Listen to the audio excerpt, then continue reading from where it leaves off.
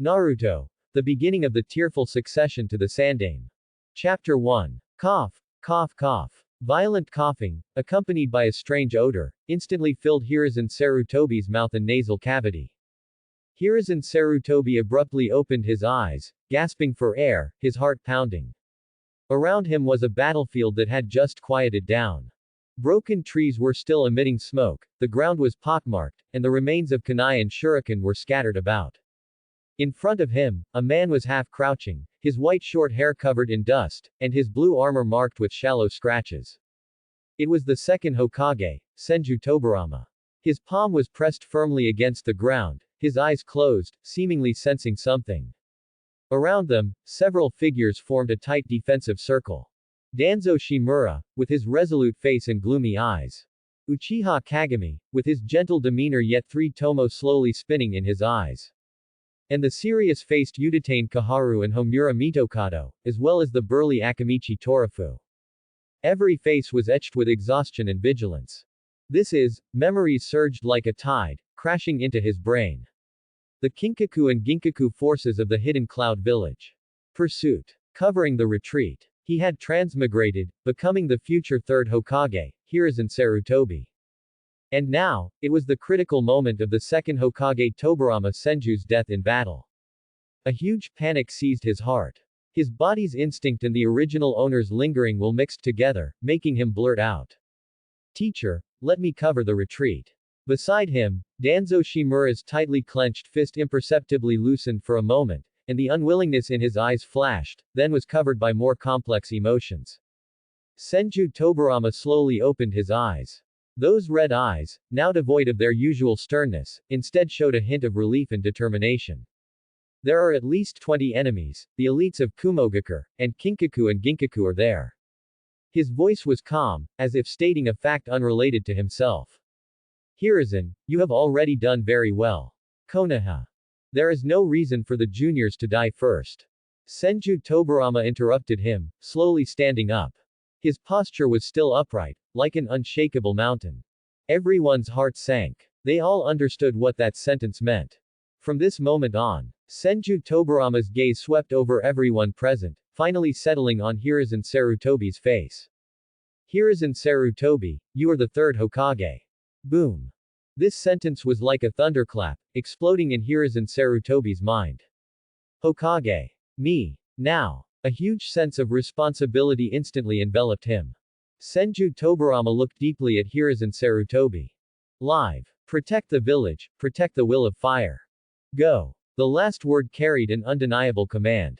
Uchiha Kagami was the first to react. He reached out and grabbed Hiruzen Sarutobi's arm, pulling him back forcefully. Go, Hiruzen. Hurry up and go. Udatain Kaharu and Homura Mitokado also immediately took action, guarding on both sides. Hiruzen Sarutobi stumbled, passively retreating. His gaze was fixed on that blue back. Senju Tobirama did not look back again. That back, which once gave them endless security, now appeared incredibly tragic and lonely. He would face 20 elite ninja of Kumogakure and Ginkaku alone, buying them a chance to survive. A huge sorrow and the confusion of becoming Hokage intertwined, leaving Hiruzen Sarutobi's mind blank. It was at this moment that an emotionless mechanical voice sounded in his mind. Detecting host situation. Activating system. Future simulator, activated. A blue light screen, visible only to him, unfolded before his eyes. Currently facing a critical choice, how to lead the squad to a safe retreat. Option A. Follow the original route, break through the eastern valley. Option B. Risk retreating via the southern waterway. The journey is longer, but it may avoid the enemy. Option C. Break through separately, each escaping on their own. Hiruzen Sarutobi's mind was still in a state of stagnation. How was it in the original work? He couldn't remember, this period of history was too distant, and Kishimoto only briefly mentioned it. But the original route must have been carefully considered and should be the safest choice. He subconsciously wanted to choose A. However, the moment this thought arose, option A on the simulator panel suddenly turned a dazzling blood red. Lines of small text appeared below. Initiating future simulation. Choosing A, you will lead the squad into the Eastern Valley. Half an hour later, you will encounter an ambush by Kumogakure, numbering over 30, led by an elite Jonin. Kinkaku and Ginkaku have clearly made thorough preparations. A fierce skirmish breaks out. During the battle, to protect you, the newly appointed Hokage, Uchiha Kagami awakened his Mangekyo Sharingan, and with the absolute power of Susanoo, annihilated the pursuers. But his eyes suffered irreversible severe damage, his visual prowess rapidly declined, and his body sustained serious hidden injuries. Although the squad successfully retreated, Uchiha Kagami died young several years later due to his severe injuries. His death became one of the catalysts for the breakdown of relations between Konoha and the Uchiha clan, planting the first seed for the future clan massacre. The scene flashed by. Hiruzen Sarutobi seemed to have personally witnessed that gentle man, with blood flowing from his eyes, opening a path for them with his life. A chill shot up his spine to the crown of his head. What the hell? He cursed inwardly. What a joke. Uchiha Kagami. This most important bridge connecting the Hokage and the Uchiha clan, a key figure who died young in the original work, the root of the tragedy was actually here. Absolutely not. He must not be allowed to die. Hiruzen Sarutobi's mind raced. Why could Kumogakure predict their route? The Kinkaku and Ginkaku unit. Right. Although they were pursuing the second Hokage, within Kumogakure, this was considered a coup, not a defection. Therefore, the high-ranking officials of Kumogakure were very likely secretly cooperating with their actions. This ambush was fundamentally an official act of Kumogakure. They wanted to wipe out the second Hokage's direct disciples and the future high-ranking officials of Konoha in one fell swoop. Realizing this, Hiruzen Sarutobi's back was instantly drenched in cold sweat. It's best to change the route. His gaze swept over the other two options. Option C, breaking through separately, seemed to have a higher survival rate, but as a newly appointed Hokage, if he abandoned his comrades and escaped alone, his prestige would instantly drop to zero, and he wouldn't be able to be Hokage. So, only option B remained. The waterway. Hiruzen, make a decision quickly. Danzo's voice sounded from the side, with anxiety and a hint of imperceptible scrutiny. He was also observing. Observing what kind of judgment this rival, just chosen by his teacher, would make in a life-or-death situation. Utatane Kaharu and Homura Mitokado's gazes also turned to him. They trusted their teacher's decision, but also needed to see that Hiruzen Sarutobi was worthy of that trust. Hiruzen Sarutobi took a deep breath, suppressing the turbulent waves in his heart. He looked up, the sadness and confusion in his eyes having faded. Abandon the original route. Change to the southern waterway. The command was crisp and decisive, without any hesitation. Danzo's brows instantly furrowed. Waterway. That will be a much longer detour, and mobility in the water will be restricted. Once discovered. Danzo, this is an order. I am the Hokage. Hiruzen Sarutobi directly interrupted him, looking directly into Danzo's eyes. At this moment, he was no longer the gentle comrade, but the third Hokage of Konoha. Danzo's words were stuck in his throat. I trust Hiruzen's judgment. Uchiha Kagami was the first to speak in support. He could feel that the Hiruzen now was different from before. Let's go. Akamichi Torafu said in a booming voice. He always supported Hiruzen.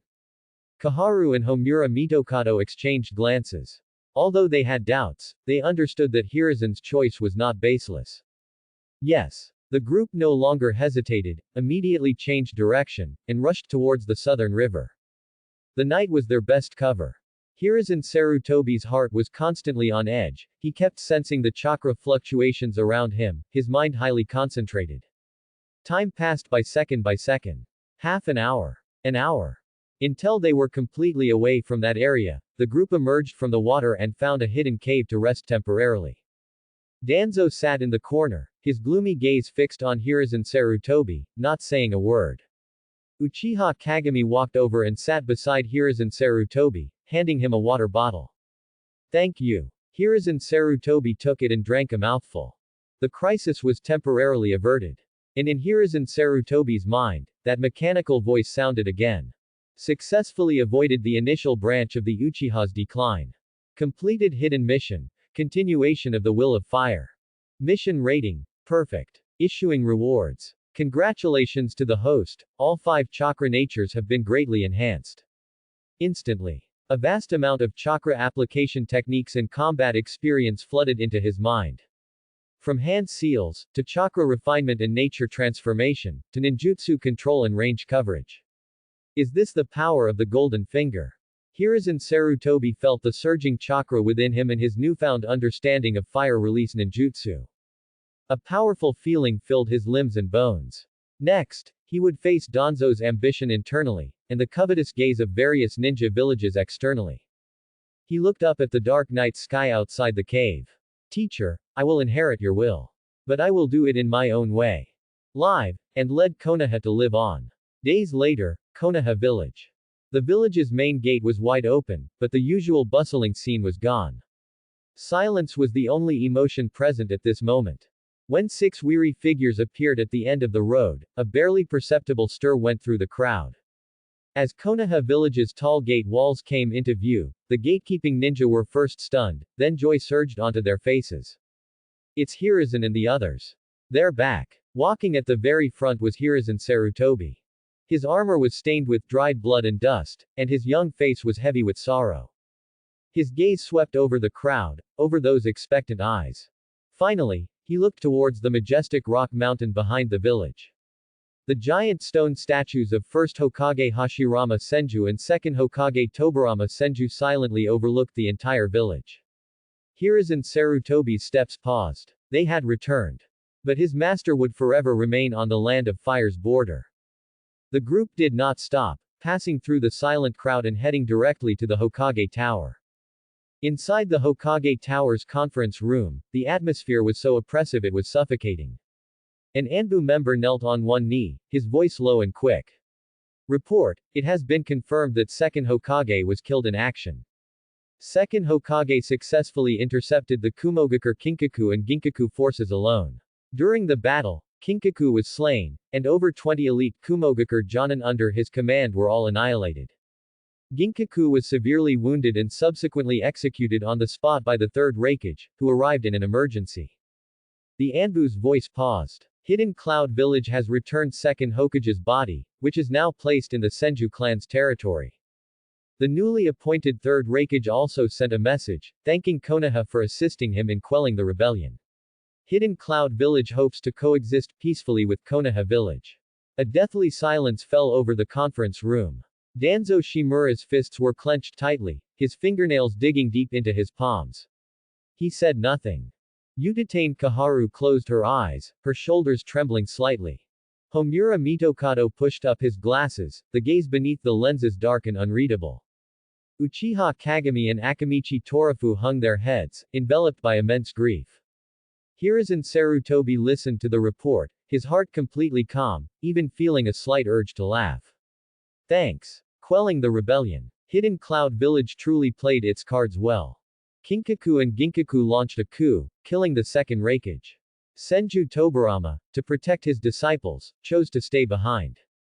As a result, the 2nd Raikage died, and 2nd Hokage also died. Senju Tobarama wiped out Kumogakur's Kinkaku and Ginkaku forces, and the newly appointed 3rd Raikage finished off the severely wounded Ginkaku, not only solidifying his position but also eliminating the greatest hidden danger within the village. Hiruzen Sarutobi raised his head, his voice hoarse. Issue my order. The entire village shall hang white banners for 7 days to commemorate 2nd Hokage. Yes. The Anbu acknowledged the order, his figure vanishing instantly. A simple inauguration ceremony was held in front of the Hokage Tower.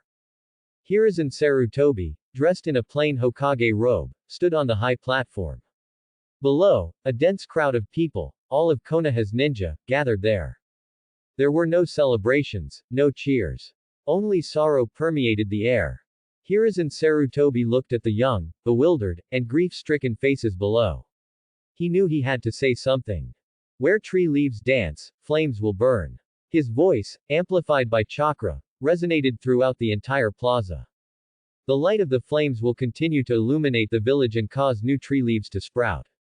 2nd Hokage, with his life, explained the true meaning of the will of fire to us. He passed the torch to us.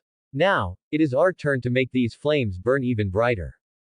I am the 3rd Hokage, Hiruzen Sarutobi. As long as I live, I will protect this village, and protect every single person. I promise you all. His speech was not long, but it was powerful and resonant. His words were like a shot of adrenaline, injected into the hearts of all the anxious Konoha ninja. Their eyes, from confusion and sadness, gradually became resolute. The first high-level meeting still consisted of the original 6 people. The Anbu reappeared, bringing more intelligence. Iwagakure and Hidden Mist Village clashed, resulting in the mutual destruction of 2nd Tsuchikage Mu and 2nd Mizukage Hazuka Genjutsu. Currently, Onoki has succeeded as the 3rd Tsuchikage, while the candidate for Hidden Mist Village's 3rd Mizukage has not yet been determined. Hidden Sand Village, under the leadership of 2nd Kazekage Shaman, did not participate in the First Ninja World War and has been recuperating. The intelligence was brief, yet the amount of information was immense. With the successive deaths or replacements of the Kage of the 4 great ninja villages, the First Ninja World War had, in fact, ended. Hiruzen Sarutobi's fingers gently tapped the table. The Tsuchikage and Mizukage also died. The Raikage was replaced by a new one. This meant that among the old generation of powerhouses, only the 2nd Kazekage of Sunagakure remained. The entire ninja world entered a brief power vacuum and a period of generational disconnect. The new Kage needed time to consolidate power, and the major ninja villages also needed to lick their war wounds. Nearly 20 years separated the First Ninja World War and the Second Ninja World War. Hiruzen Sarutobi silently calculated in his mind. 20 years. A sufficiently long period of peace. This was excellent news for him. He had enough time to resolve internal issues, train the next generation, improve his own strength, and calmly plan his strategies. Just then, a firm voice broke the silence. Hiruzen. Danzo Shimura stood up. His expression was serious, and a fervent flame burned in his eyes. Our master's sacrifice showed us the cruelty of war. Although Konoha achieved victory, our internal structure is not monolithic. There are always corners that light cannot reach, and there are always missions that cannot be carried out openly. He spoke passionately, his voice echoing in the conference room. To protect the great tree of Konoha, there must be roots that go deep underground, absorbing the nutrients of darkness and eradicating all pests that could harm the great tree. I, Danzo Shimura, am willing to bear this defilement. I request the establishment of an organization that belongs only to the Hokage, to handle all darkness, Anbu. It's coming. Hiruzen Sarutobi's heart tightened, but his expression remained calm. Utatane Kaharu and Homura Mitokado exchanged glances, both falling into contemplation. Danzo's words were not without reason. Any large organization needs a department to handle its dirty work. When second Hokage was alive, many unsavory matters were handled by him personally. Now that Hiruzen had taken over, could his gentle nature truly handle that darkness? Perhaps, letting the strong-willed Danzo take charge would be a good choice. Hiruzen Sarutobi did not answer immediately. His consciousness sank into his mind. Do you agree to Danzo Shimura's proposal to establish Anbu? Simulate. Initiating future simulation. Choice. Agree to Danzo Shimura's proposal. The scene before his eyes changed instantly. Scene 1. In a dark underground base, countless pipes connect to a giant container. Inside the container, a young boy with a pained expression. Danzo reveals a satisfied smile, his arm covered with densely packed Sharingan. Scene 2. On the Naka River cliff, Uchiha Shisui clutches his empty left eye socket, his face filled with disbelief. Across from him, Danzo holds the Sharingan that harbors the strongest genjutsu, Koto Amatsukami. Scene 3. In the ruins of Konoha village, which has been razed to the ground, pain floats in the air. All members of the Anbu organization remain motionless, coldly watching the village's destruction. Scene 4. During the 5-Kage summit, Danzo, acting as interim Hokage, uses Shisui's eye to manipulate Mifune, the general of the Land of Iron, attempting to usurp the position of commander of the allied shinobi forces. He ultimately fails and dies at Sasuke's hands. Scene after scene pierced Hiruzen Sarutobi's mind. This was the future that Konoha might face if he agreed. The so-called Anbu was merely a tool for Danzo to satisfy his personal desires and ambitions. The so-called, for the good of the village, was merely to usurp the Hokage's power and make himself the underground Hokage. Perhaps Danzo wasn't necessarily a bad person now, but if he only saw bad outcomes now, then he had to avoid them. Fury erupted from his chest. Just as Udatane Kaharu and Homura Mitokado thought he would fall into contemplation and dilemma. Hiruzen Sarutobi suddenly stood up. Clang! A loud noise. The entire conference room instantly fell silent. Everyone was stunned by this sudden turn of events. Danzo Shimura's passionate expression froze, turning to bewilderment. Uchiha Kagami and the others looked at Hiruzen Sarutobi with even greater shock. In their impression, Hiruzen had always been gentle and steady, never showing such a side. Hiruzen Sarutobi ignored everyone's gazes. He took one step after another, walking to the front of the grim-faced Danzo Shimura. Their distance was less than half a meter. Danzo instinctively wanted to take a step back, but his strong self-esteem made him stand firm. Danzo. Hiruzen Sarutobi spoke. I acknowledge your resolve to delve into darkness for the village. Huh. Danzo was stunned. Everyone present was also stunned. What did this mean? Just as Danzo's expression was bewildered, Hiruzen Sarutobi's tone suddenly shifted. However, your understanding of Anbu, and your understanding of protecting Konoha, are too shallow. Too naive. Danzo's brow furrowed. Hiruzen, you. Hiruzen Sarutobi raised a hand, interrupting him. He turned, facing everyone, his voice reaching every corner of the conference room. Anbu can be established. As these words were spoken, a hint of joy flashed in Danzo's eyes, but then, Hiruzen Sarutobi's next sentence plunged him into an ice pit. But this Anbu must be roots that are rooted under the great tree of the Hokage. It must be the sharpest sword in the Hokage's hand. Not a poisonous snake hidden underground that no one knows who it will bite. Therefore, the first iron rule of Anbu, its leader must report all work to me, the third Hokage, individually, every week, without any omissions. Danzo's face instantly changed. Weekly direct reporting. This meant laying all his actions bare before Hiruzen. How could he develop his own forces then? Second, Hiruzen Sarutobi gave him no chance to refute. All members of Anbu, from selection to assessment, the final list must be personally reviewed by me. If I do not agree, no one shall join. Danzo's breathing became rapid. The power of review was also in Hiruzen's hands. Oh, that's right. Hiruzen Sarutobi's gaze once again fixed on Danzo. Ah, Danzo, the village is currently under construction, and funds are tight. The previous expenses, equipment, consumption. Let the Shimura clan bear them. This is all for the village.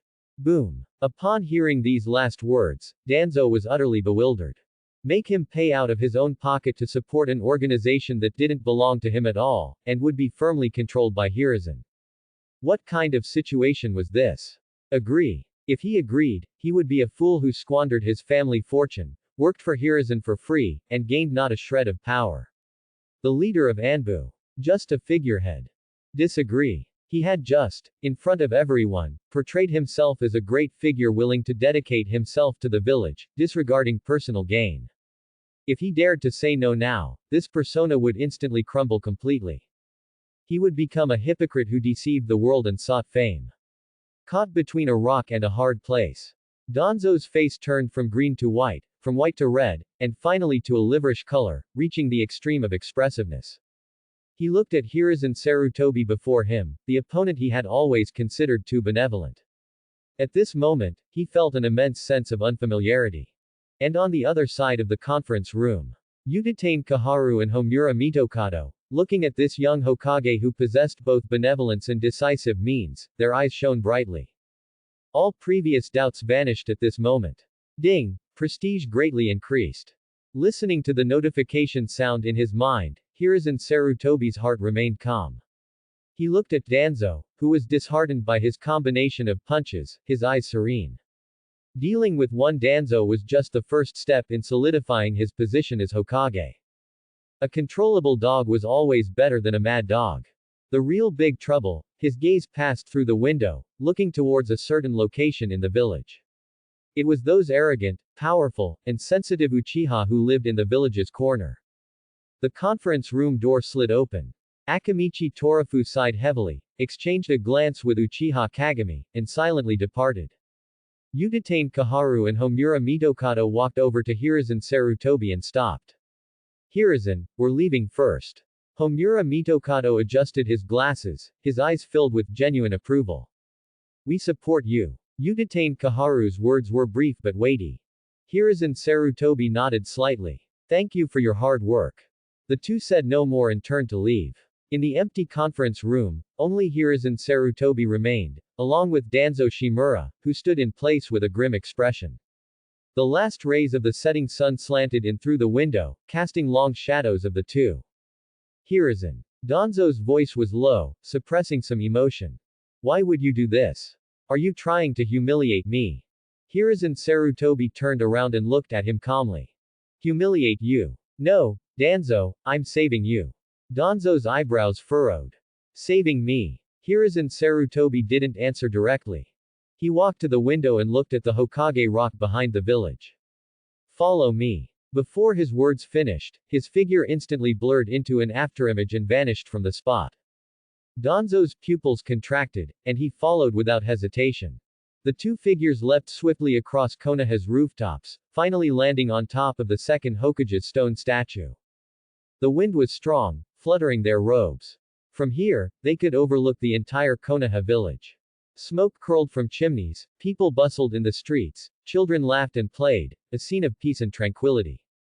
Danzo, look. Hiruzen Sarutobi spoke, his voice somewhat carried away by the wind. This is what our teacher protected with his life. Danzo remained silent, his gaze also fixed on the village below the mountain. I know. No, you don't know. Hiruzen Sarutobi interrupted him. You only see the threats facing the village, but you don't see what the village itself is. The village is every single person living here. It's the lazy ones of the Nara clan, the fat ones of the Akamichi clan, the patrol squad of the Uchiha clan, the ramen shop owner, the crying children in the ninja academy. It's not an abstract concept, Danzo. Hiruzen Sarutobi turned to face his former teammate directly. Your route, its starting point might be good. But it will only create something more terrifying than darkness. That's called panic and distrust. A secret, unsupervised organization, covertly monitoring and judging everyone in the village. Today it can eliminate enemies, tomorrow it can eliminate dissenters. The day after, it will create enemies to sustain its own existence. Every word Hiruzen Sarutobi spoke struck Danzo's heart. These were words Danzo had never considered. He had only thought about how to use the most effective and ruthless means to protect Konoha, but he had forgotten that the means themselves could become the root of Konoha's destruction. Hiruzen Sarutobi's description showed him a path to destruction he had never anticipated. A route that is entrenched in darkness and never sees the light will ultimately have only two outcomes. Either it rots away itself, or it turns into a poisonous vine, in turn strangling the very tree it was meant to nourish. Danzo's lips moved, but no sound came out. He found himself unable to refute. What Hiruzen said was not impossible. He looked at Hiruzen Sarutobi before him, this man he had always considered too lenient. Overnight, he seemed to have become a different person. His vision was too far-reaching, too profound. Power is a tool to protect them, not a toy to satisfy personal ambition. Hiruzen Sarutobi's voice returned to calm. He patted Danzo's shoulder. But I need you. I need that ruthlessness and decisiveness of yours, willing to dirty your hands for the village. Danzo suddenly looked up, his eyes wide with astonishment. So, the leader of Root is still you. A glimmer of hope rose in Danzo's heart. Hiruzen had gone to such lengths, only to still rely on him in the end. However, Hiruzen Sarutobi's next words plunged him into an icy abyss. However, I need someone to assist you. Hiruzen Sarutobi's expression remained unchanged. Uchiha Kagami will serve as the deputy head of Root. What did you say? Danzo cried out in disbelief, his face filled with incredulity. That's Uchiha, after all. To let him into Konoha's most core secret organization. Hiruzen, have you gone mad? Have you forgotten the second Hokage's precautions against the Uchiha? I haven't forgotten. Hiruzen Sarutobi's tone was beyond dispute. I understand the second Hokage's concerns better than anyone. But I also trust the second Hokage's judgment. He trusted Kagami until his death. Appointing Kagami as deputy head is to tell everyone in the village, especially the Uchiha clan, that we trust them. This is a trust, and also a shackle. When Uchiha members join Root, they must adhere to the Hokage's will as the highest will, not their clans. This is the best opportunity, and the only way, to fully integrate the Uchiha into Konoha. We cannot push them to oppose the village again. Danzo's mind went blank. He looked at Hiruzen Sarutobi, feeling a chill rise from the soles of his feet. Appointing Uchiha Kagami as deputy head was equivalent to placing a monitor absolutely loyal to the Hokage by his side. And it was done under the guise of trust. What a brilliant move, killing two birds with one stone. And that's not all. Hiruzen Sarutobi seemed to have seen through his thoughts. The first batch of root members will be selected from the most loyal offspring of each major clan. Including those from my Sarutobi clan. Danzo was completely stunned. At this point, he had completely lost his temper. With all major clans sending members to join, Root would be transformed from Danzo Shimura's private army into an elite unit directly under the Hokage, composed jointly by all major clans. His role as leader would be more like a figurehead chief instructor. Any small maneuvers he tried would be exposed under everyone's watchful eyes. This was an overt strategy. This was a thoroughly overt strategy. Hokage's office. Uchiha Kagami stood before the desk, his expression solemn. Lord Third Hokage, you sent for me. Hiruzen Sarutobi put down the documents in his hand and looked up at him. Kagami, the new department established recently is generally for handling matters that even the Anbu cannot fully address. I hope you will serve as the deputy head of Root. Uchiha Kagami's body trembled suddenly. He had thought Hiruzen would heavily rely on him because of the second Hokage. But he never expected such significant trust. To let an Uchiha take charge of a core part of the village's power. This trust was too immense. He instantly understood the profound meaning behind the Hokage's appointment. This was sending a signal to the entire Uchiha, no, to the entire Konoha. The third Hokage intended to resolve the rift between the Uchiha and the village. A warm current surged through his heart. He saw it. He saw the hope for the true integration of the village and the clan. That was what Lord First Hokage pursued throughout his life, and also the future he himself yearned for. Uchiha Kagami took a step back, knelt on one knee, placed his right hand over his chest, and bowed his head deeply. Thank you for your trust, Lord Third Hokage. From now on, Kagami's life, and these eyes, shall fight only for Hokage-sama. Hiruzen Sarutobi stepped forward and personally helped him up. Kagami, I trust you. I also need your strength.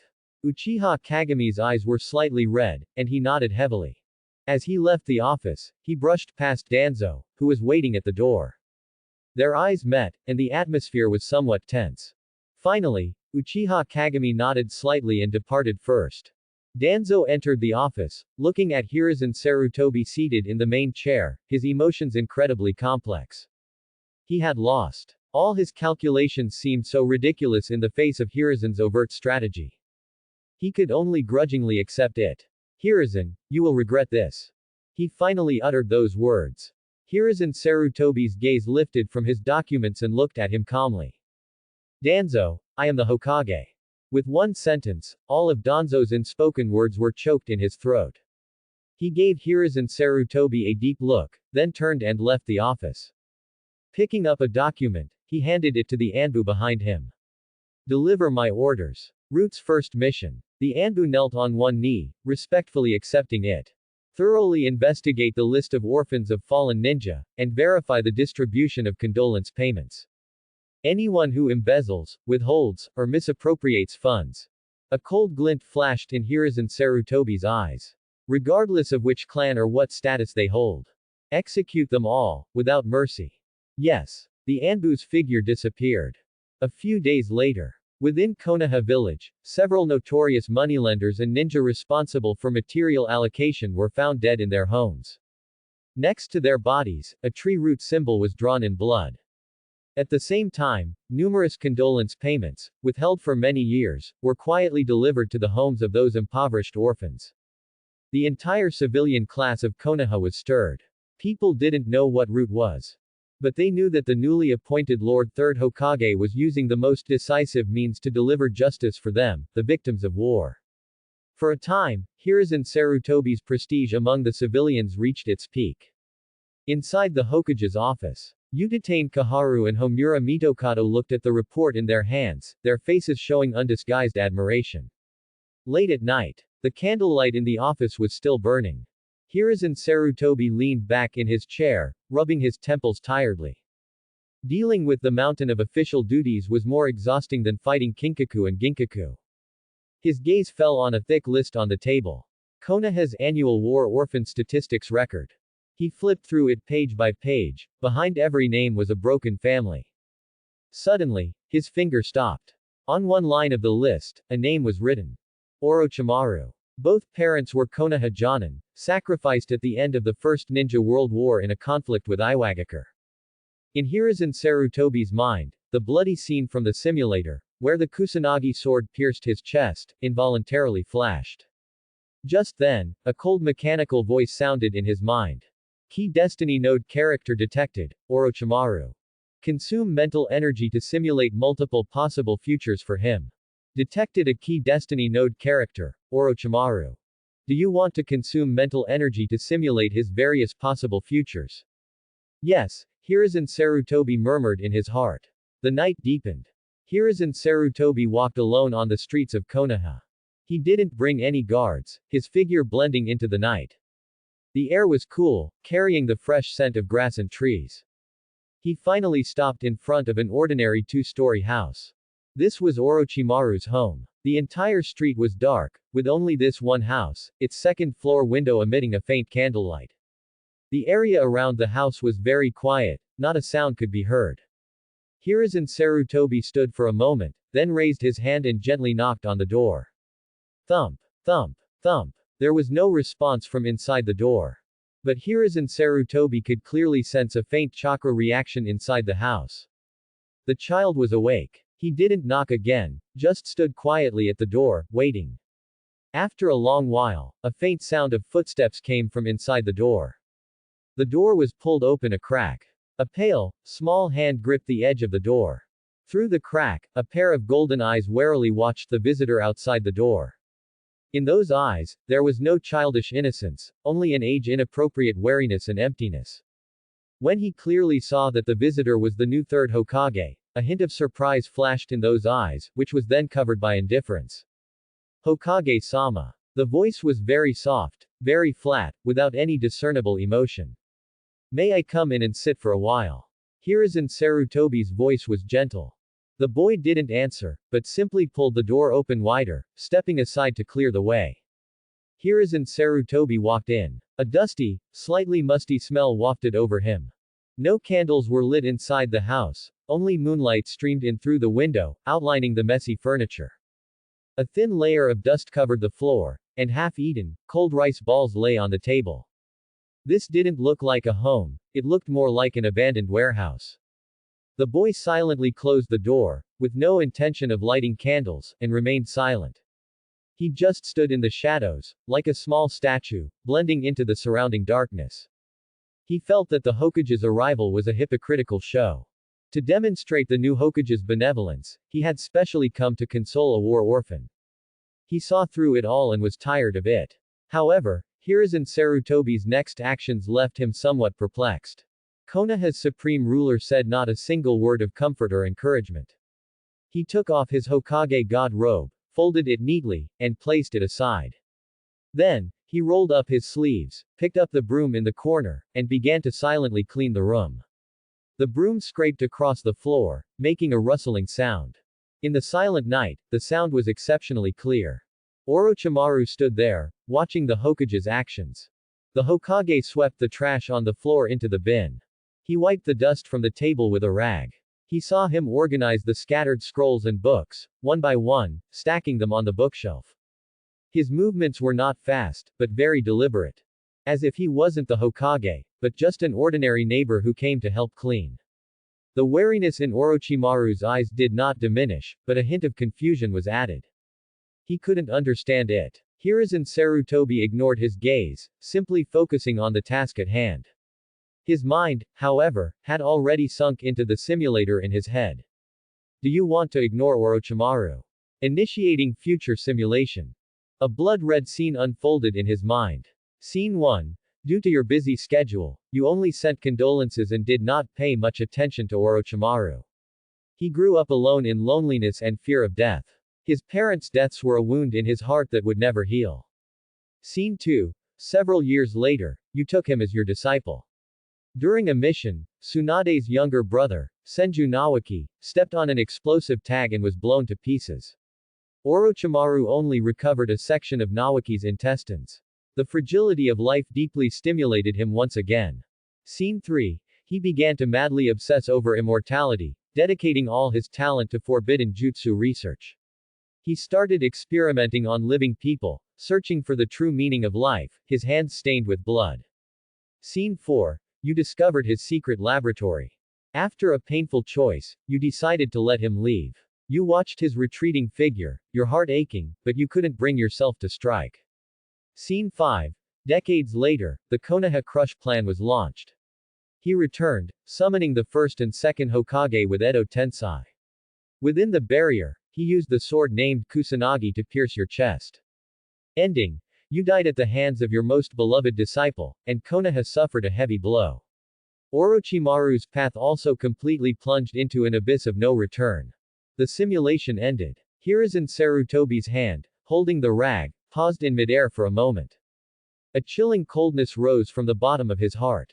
He cursed inwardly. No. He absolutely couldn't let him go down the old path. This child was not an inherently evil demon. He was merely a genius who had witnessed too much death in his early childhood, yet had no one to guide him. His tragedy stemmed from a sense of powerlessness against the passing of life, from a fear of death. Prevention is better than suppression. What he needed to do was not to stop him from thinking, but to give him a correct path to follow. Hiruzen Sarutobi put down the rag, and after tidying up the room, walked in front of the boy. He didn't stand over him, but instead squatted down, looking at the boy at eye level. I read the casualty report of your parents. His voice was very soft, yet very clear. Orochimaru's body stiffened imperceptibly. They were great heroes, Hiruzen Sarutobi continued. But the passing of life should not only leave emptiness, it should inspire our passion to protect life. He took a scroll from his embrace and placed it on the table. On the scroll was a sealing jutsu personally left by the second Hokage Tobirama Senju. This was not a letter of condolence, nor was it money. Orochimaru's gaze was drawn to the scroll. Hiruzen Sarutobi reached out and gently unrolled the scroll. As the scroll unfurled, it revealed dense manuscripts, intricate diagrams of the human meridian system, and illustrations of chakra flow. A faint scent of ink wafted out. This is Sandaime, second, Sama's initial theoretical manuscript on medical ninjutsu. Hiruzen Sarutobi's voice carried a guiding power. You are exceptionally gifted. Instead of dwelling on death, why not explore the mysteries of life? Go to the Ninja Academy library and read all the books about medicine and cell activity. Then, come find me. Orochimaru's breathing paused for a moment. The mysteries of life. These 5 words, like a bolt of lightning, cut through all the fog and gloom in his heart. All this time, he had been afraid of death, rejecting death. But he had never thought that he could understand life itself from another direction. For the first time, a glimmer of light appeared in his empty golden eyes. It was an instinctive craving for knowledge, for the unknown. Hiruzen Sarutobi saw the change in his expression and knew he had made the right gamble. He said nothing more, and from his embrace, he took out a small amulet threaded with a red string. The amulet was very old, its edges heavily worn. This is a memento from your parents. I had the Anbu find it, Hiruzen Sarutobi said. Carry it with you, their will shall be with you. Hiruzen Sarutobi gently placed the amulet in Orochimaru's palm. A cold sensation came from the amulet, yet it seemed to carry a warm current that instantly spread throughout his body. Orochimaru lowered his head, looking at the amulet in his palm. He clutched it tightly. His thin shoulders trembled slightly. After a long while, he looked up and bowed his head to Hiruzen Sarutobi. This was his first active reaction tonight. Hiruzen Sarutobi left the house. He didn't look back, but he could feel that gaze following him until he disappeared around the street corner. Not long after he left. From the long silent house, a small figure rushed out, running desperately towards the Konoha library. In the night, his steps grew faster and faster. Inside the Hokage's office, Hiruzen Sarutobi sat back in his chair, looking at the moonlight outside the window, his heart at peace. In his mind, the simulator's voice rang out again. Detected a deviation in a key character's destiny trajectory. Probability of Konoha Crush Plan reduced by 10%. Mission rating perfect. Distributing reward. Congratulations, host, you have obtained Chakra Precise Control Master level. A mysterious sensation surged through his entire body. Hiruzen Sarutobi could clearly feel that his control over every trace of chakra within him had risen to a whole new level. If it was a manual transmission before, now it had directly upgraded to a top-tier automatic. Releasing the same ninjutsu would consume less, yet its power would be stronger. A smile appeared on his face. Although I don't know if I can completely change it, at least I can give him a path forward. His gaze once again fell upon the list of orphans, his fingers sliding over it, finally stopping on another familiar name. Next. Jiraiya. You perverted idiot, where are you messing around now? Hiruzen Sarutobi rubbed his temples, his face etched with exhaustion. The candles in the Hokage's office burned brightly all night, while outside, Konoha village had long fallen silent, with only a few patrol lights slowly moving through the darkness.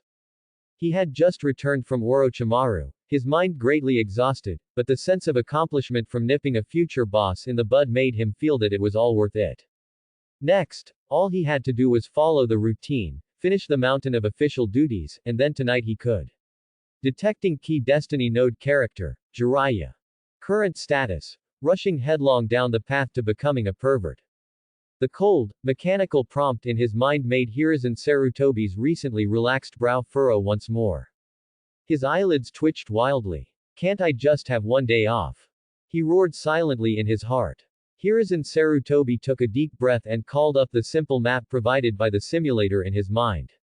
On the map, a chakra light spot representing Jiraiya was clinging to the outer wall of Konoha's women's bathhouse in an extremely lewd posture. Motionless. Completely focused. Hiruzen Sarutobi's blood pressure shot up instantly. Good heavens, Orochimaru has mental problems, and you have moral problems, don't you? Not one of you can be spared. He stood up from his chair, picked up his Hokage god robe and draped it over himself, and with a flash, disappeared from the office. Konoha public bathhouse, filled with steamy mist. On the high wall of the backyard, a boy with striking white hair was clinging to the wall, his eyes gleaming, drool hanging from the corner of his mouth, watching with great relish. Jiraiya felt this was much more entertaining than ninjutsu battles. Within it, there was art, and his ultimate yearning for beautiful things. However, just as he was engrossed in watching, preparing to engrave this precious research experience into his mind, he suddenly felt the brick he was stepping on inexplicably slip. As if it had been coated with the finest lubricant. Before Jiraiya could react, his center of gravity shifted, and he flailed his limbs on the wall for a moment. Ah! A scream pierced the night sky, and he, like a thrown sack, flipped directly into the women's bathhouse courtyard in a perfect, face-plant, posture. Splosh. There's a pervert. Where did this kid come from? Kill him. Instantly, the courtyard erupted. The women's screams, angry curses, and the thud of fists on flesh intertwined into a tragic symphony. Outside the wall, Hiruzen Sarutobi slowly emerged from the shadows. He admired his masterpiece, nodding in satisfaction. The recently acquired Chakra Precise Control Master level was overkill for such a task. He had merely attached a trace of imperceptible chakra to that tiny stone, precisely altering its surface friction. The effect was outstanding. Soon, a team of patrolling ninja arrived at the sound, and seeing Hokage-sama there, they quickly stepped forward to salute. Hokage-sama. What happened? Nothing. Hiruzen Sarutobi waved his hand, his expression calm. A naughty child, accidentally fell while looking at the scenery. The patrolling ninja exchanged glances, looking at the 2-meter-high wall, then at the chaotic sounds coming from inside, feeling that things weren't that simple. But since Hokage-sama said so, they dared not ask more and could only stand outside with serious expressions. After a while, the bathhouse door opened. A white-haired boy, bruised and swollen, covered in bumps, and wearing only a loincloth, was dragged out by the bathhouse proprietress like a chicken and thrown onto the ground. The proprietress bowed to Hiruzen Sarutobi. Hokage-sama, this child is yours to deal with. You worked hard. Hiruzen Sarutobi nodded gently. Jiraiya lay on the ground, feeling like he was about to die. He ached all over, especially his face, which was swollen like a pig's head. He dazedly raised his head, and when he saw that the person standing before him was the new third Hokage, he was scared out of his wits. It's over. It's really over now. Caught peeping into the women's bathhouse by the Hokage himself, wouldn't this crime lead to immediate execution? He even began to imagine himself tied in front of the Konoha memorial stone, publicly executed. However, Hiruzen Sarutobi did not scold him, nor did he show any sign of anger. He just walked over, squatted down, and with a complex expression of a man who's been there, patted Jiraiya's shoulder. Does it hurt? Jiraiya nodded tremblingly, unable to speak. Having aspirations is a good thing. Hiruzen Sarutobi spoke earnestly. But the method must be right.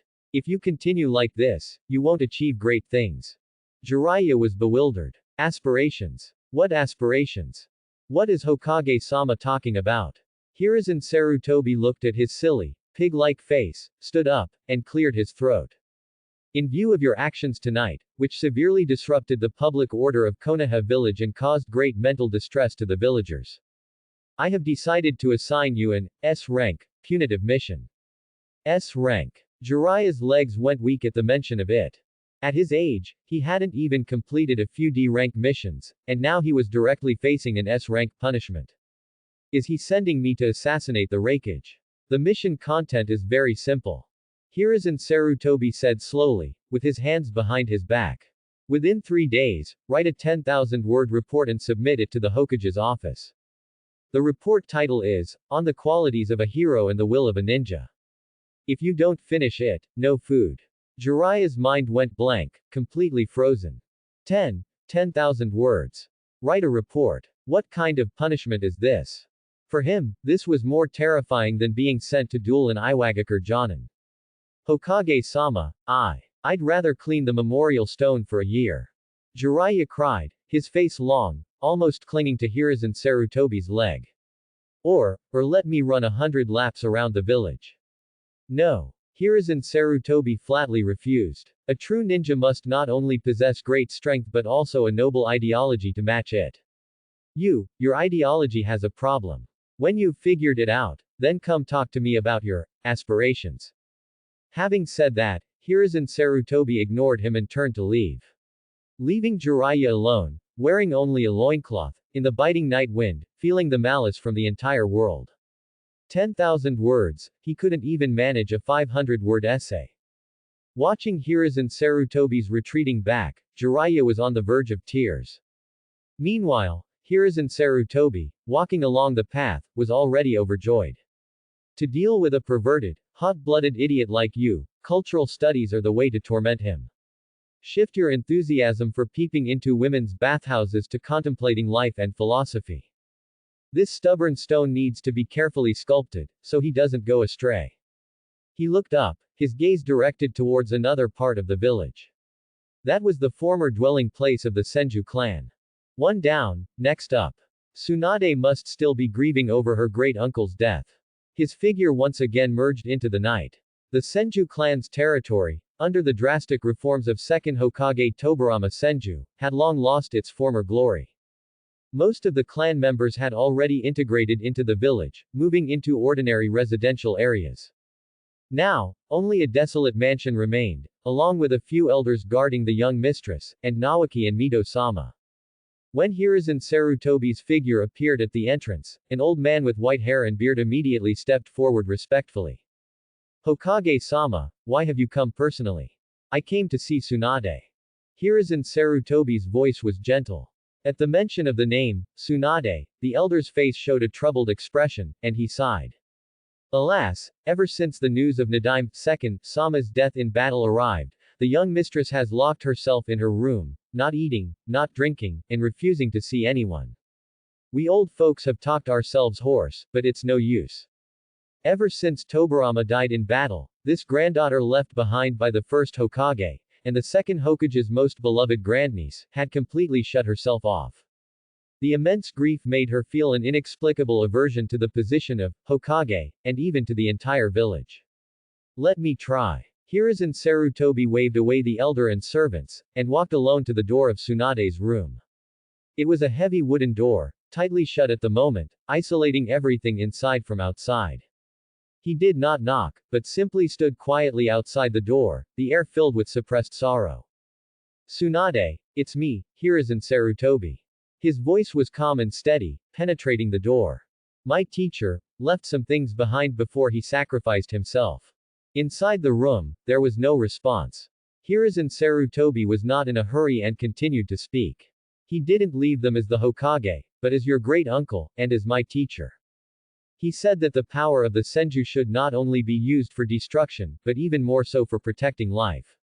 As he spoke, he took out a scroll from his Waizhong. It was the very copy he had personally made and given to Orochimaru, the Medical Ninjutsu Elementary Theory manuscript. He gently slid the scroll through the gap under the door. After doing all this, he did not leave, but leaned against the door and slowly sat down. The afternoon sun streamed through the corridor window, casting dappled light and shadow on him. I remember once when I was little, practicing water release. He began to speak to himself in a nostalgic tone. My teacher taught me water release, water dragon bullet jutsu, but I just couldn't learn it. My hand seals were always wrong. My teacher punished me by making me run 50 laps around the village, shouting, "I'm an idiot," as I ran. At that time, I hated him to death, thinking he was an unfeeling devil. Inside the room, Tsunade had originally covered her head with a blanket, ignoring everything outside the door. But upon hearing Hiruzen Sarutobi's embarrassing story, her ears still twitched. Later, after I finished running 50 laps, I was as tired as a dead dog. My teacher stood at the finish line, didn't say a word, handed me a bottle of water, and then re-demonstrated the key points of the water dragon bullet jutsu hand seals to me. His movements were very slow, very clear, ensuring that I saw every detail clearly. That night, I finally learned that jutsu. It was also that night that I understood that his strictness was only because he hoped we could grow faster and gain the strength to protect ourselves and our comrades. Hiruzen Sarutobi's voice contained a smile and a hint of an almost imperceptible choke. He portrayed the second Hokage, who in everyone's impression was always stern and ruthless, as a strict but inwardly gentle teacher, an elder who was not good at expressing himself. Inside the room, Tsunade had unconsciously thrown off her blanket. She silently sat up, looking at the scroll that had been slipped through the door crack, listening to Hiruzen tell stories about her great uncle that she had never heard before. From initial resistance, to silently picking up the scroll on the floor. Listening to Hiruzen's story, her tears could no longer be held back, and she covered her mouth as they silently fell. Her great uncle in her heart was no longer just a high and mighty, cold, Hokage, symbol representing authority and system. Instead, he was a living person who would get angry because his disciples were foolish, and then silently care for them afterwards. Shodai, first, Sama created the village with wood release, giving people a home. Nadaime, second, Sama protected the village with institutions, allowing the home to continue. Now, it's our turn. Hiruzen Sarutobi's voice became solemn. Tsunade, your hands have inherited Shodai, first, Sama's vitality and are naturally suited to saving lives. Don't let this talent, and your teacher's expectations, gather dust. After speaking, he slowly stood up, brushed the dust off his clothes, and turned to leave. He knew that talking more would be useless. The seed had been planted, she needed to break through her inner walls herself and let it sprout. At the end of the corridor, the elders looked at him worriedly. Hiruzen Sarutobi merely nodded slightly to them, signaling them not to disturb her. The next morning, the door, which had been tightly shut for several days, finally opened with a creak. Tsunade walked out. Her eyes were red and swollen, but her gaze was no longer empty and sad, but filled with an unprecedented determination. In her hand, she tightly clutched the slightly wrinkled scroll. She walked up to the elders and bowed deeply. Please bring me all the clan's medical and human anatomy texts. The elders were stunned, then their faces showed expressions of wild joy. Yes, young mistress. At the same time, in the Hokage's office. Hiruzen Sarutobi looked at the report presented by the Anbu, a relieved smile on his face. Detected a deviation in the fate trajectory of a key character. Tsunade's hemophobia, trigger probability reduced by 20%. Tsunade leaving the village, trigger probability reduced by 10%. Mission rating, excellent. Issuing reward. Congratulations, host, you have received Physique Enhancement Elementary, greatly increasing your physical energy.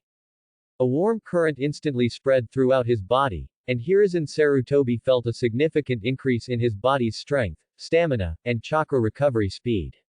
He clenched his fist, feeling the abundant sense of power.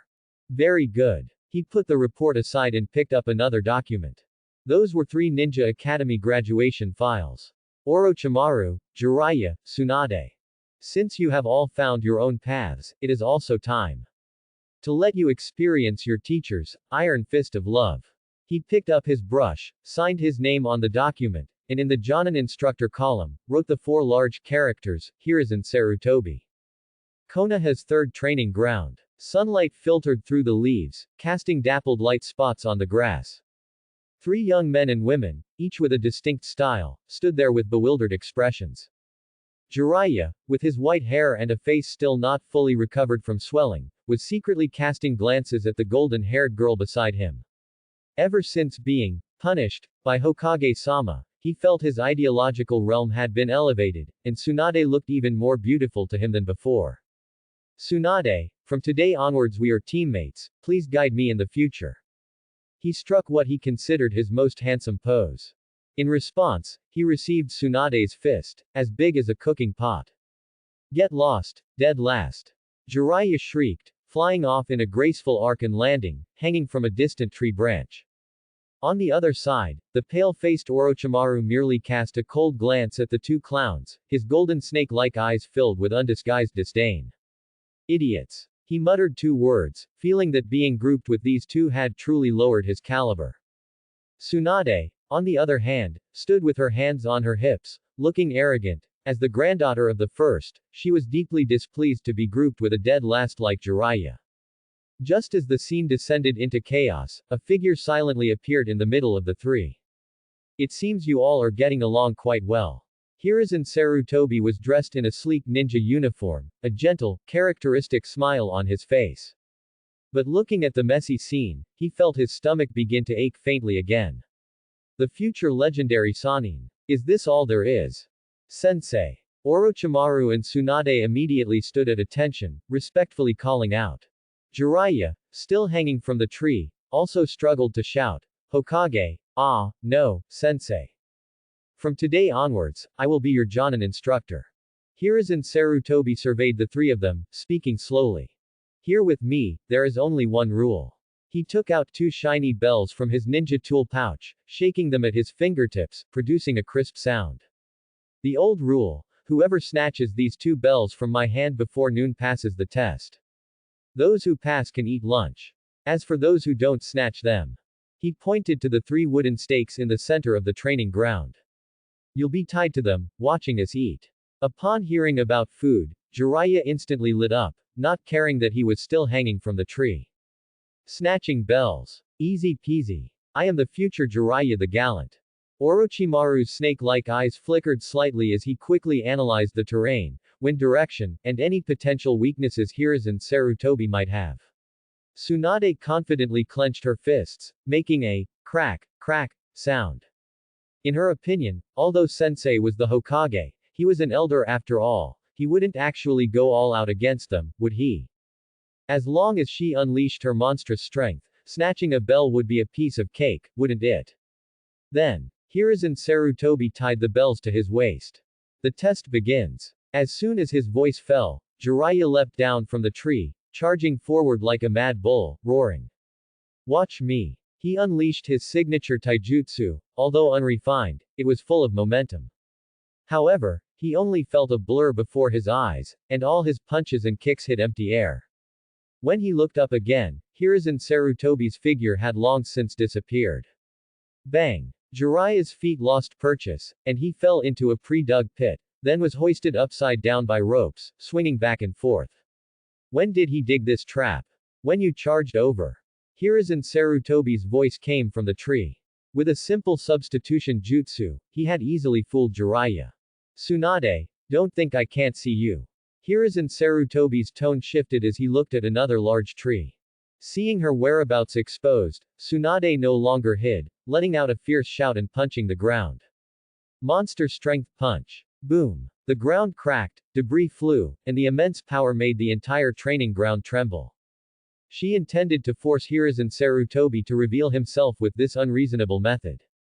As the dust cleared, Hiruzen Sarutobi still stood intact on the original tree branch, not even a wrinkle in his clothes. Good strength, but unfortunately, if you can't hit anyone, it's meaningless. Tsunade's face turned red with anger. She pushed off the ground, launching herself like a cannonball towards Hiruzen Sarutobi. Her fists whistled through the air, one punch faster than the last. However, Hiruzen Sarutobi's movements were as slippery as an eel. No matter how swift Tsunade's attacks were, he always managed to dodge them with the smallest movements and the most incredible angles, just right. Tsunade's fists couldn't even graze his clothes. How can this be? Tsunade was panting from exhaustion. She felt like she was punching a ball of cotton, unable to exert her full strength. Just then, a dark shadow silently darted out from the grass behind Hiruzen Sarutobi. It was Orochimaru, who had been lurking for a long time. Shuriken. Several shuriken suddenly shot from his sleeve, flying towards Hiruzen Sarutobi's back. The timing was perfect. However, Hiruzen Sarutobi seemed to have eyes in the back of his head, not even turning around. With a shift of his body, he dodged the shuriken. The three youngsters' stamina was completely depleted in repeated ineffective attacks. Hiruzen Sarutobi was like an insurmountable mountain. No matter what methods they used, they couldn't budge him an inch. Who? The three collapsed to the ground, panting heavily, their faces etched with frustration. Hiruzen Sarutobi then slowly jumped down from the tree, walked over to them, and jingled the two intact bells at his waist. Do you want to continue? The three remained silent. All their pride, all their confidence, had been crushed in the test just now. Hiruzen Sarutobi looked at their expressions, then finally revealed a satisfied smile. If he didn't beat them into submission, he wouldn't be able to say what he needed to say next.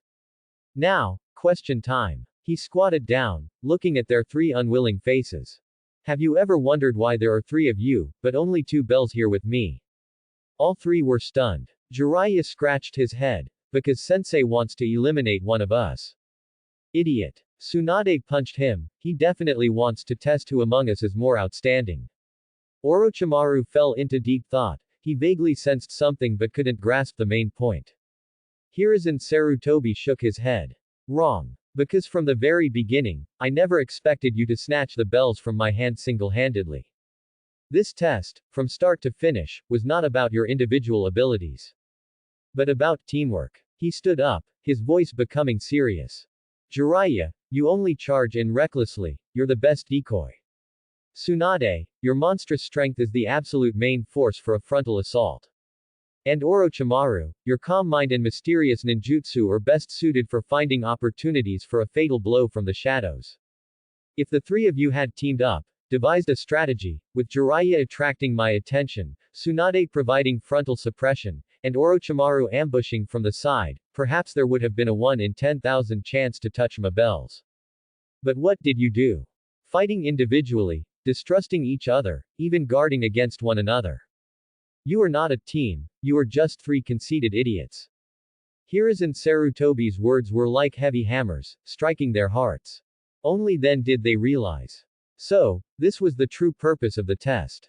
And they had handed in a 0-point answer sheet. Of course, Hiruzen Sarutobi wouldn't tell them that he had already pre-enacted 100 ways they would fail fighting alone in the simulator. This test, from the very beginning, was a teaching lesson, tailored specifically for them.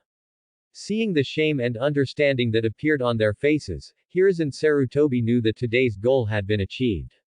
He untied the two bells from his waist and threw them on the ground. Lunchtime is here, if you want to eat, figure out how to untie the ropes binding your companion. He pointed to Jiraiya, who was still hanging upside down. After speaking, he took out his bento, sat on a wooden stake, and began to eat by himself.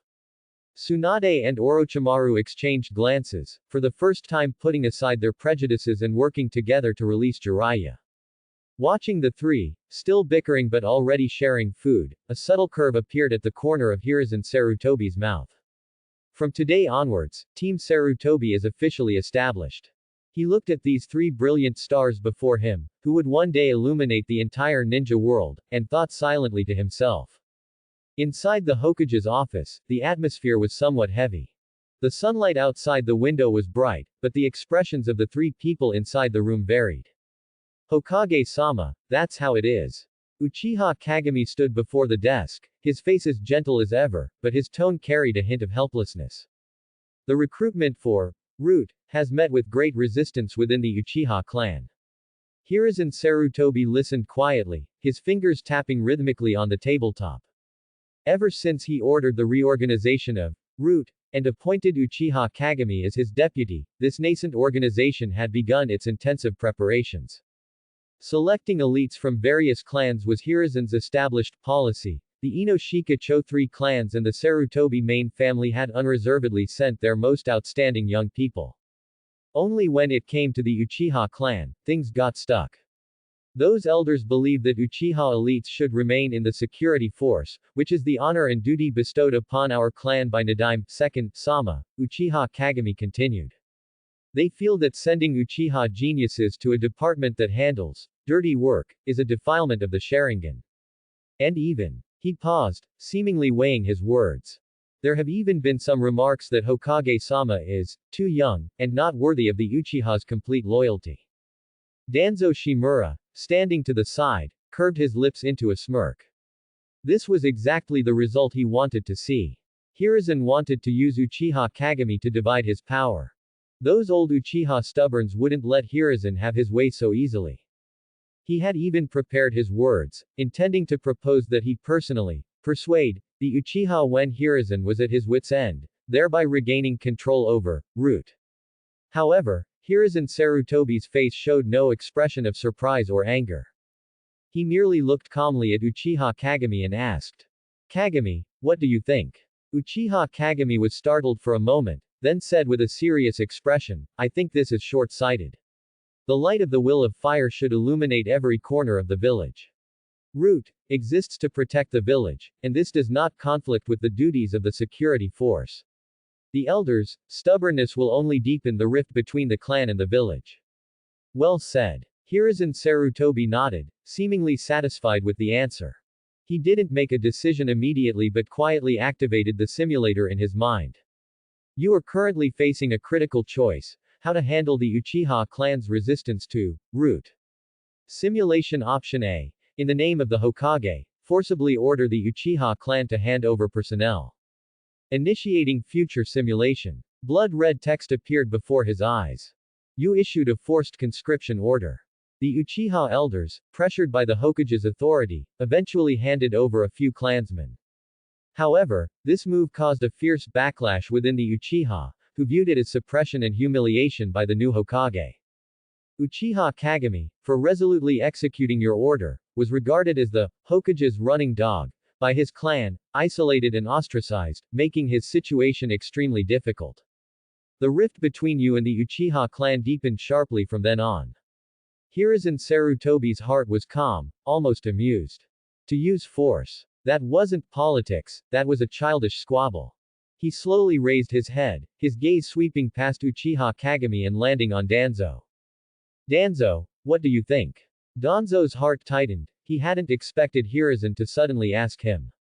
He stepped forward, saying in a deep voice, Hiruzen, the Uchiha have always been arrogant.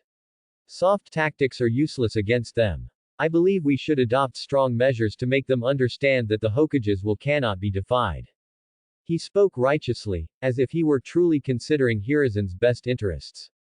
Oh, strong measures. Hiruzen Sarutobi smiled noncommittally and turned to look at Uchiha Kagami again.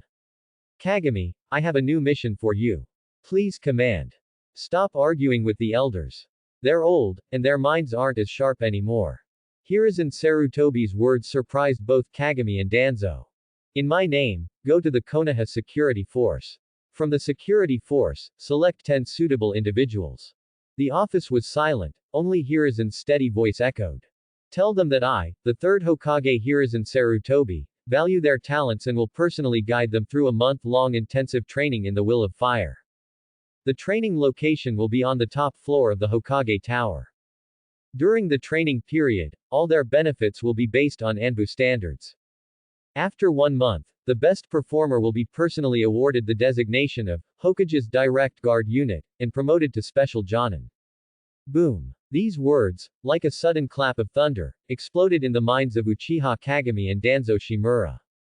Uchiha Kagami's eyes instantly erupted with an incredible light.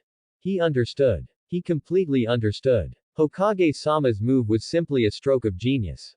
Bypass the rigid-minded elders, go directly to the grassroots, and unearth those buried and ostracized talents. This was not conscription, this was promotion. It was an opportunity personally given by the Hokage. Intensive training in the will of fire. Personal guidance from the Hokage. The designation of Hokage's Direct Guard Unit. These conditions, when thrown out, were an immense temptation for those frustrated young Uchiha in the security force. This not only gave them a chance to rise to prominence overnight but also gave them the hope of truly integrating into the village's power core, despite being Uchiha clansmen. Didn't the elders talk about honor? What could be more honorable than becoming the Hokage's direct guard? Didn't the elders talk about loyalty? When these Uchiha elites, promoted by the Hokage, returned to the clan, to whom would they be loyal?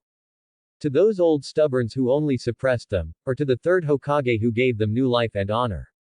This move was like pulling the rug out from under them, yet it was open and above board. This was an overt scheme. Meanwhile, Danzo Shimura's face had turned ashen.